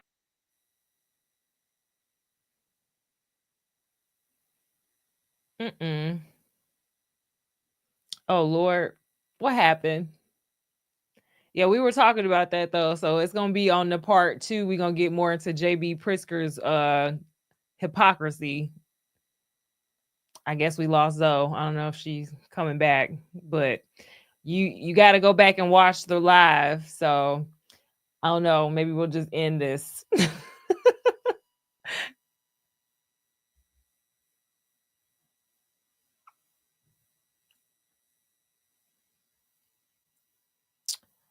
All right, y'all. Well, that's that piece. I don't know what happened there, but technological issues. But definitely go back, watch the live, and meet us on tomorrow at the meet us on tomorrow at the courthouse to stand up for Danny and against Paul McKinley. And that's it, y'all. We'll be back next Sunday. And Zoe always got something up her sleeve. So check out her channel and check me out as well on YouTube, Nicole Coco Patrice. But I'll see y'all.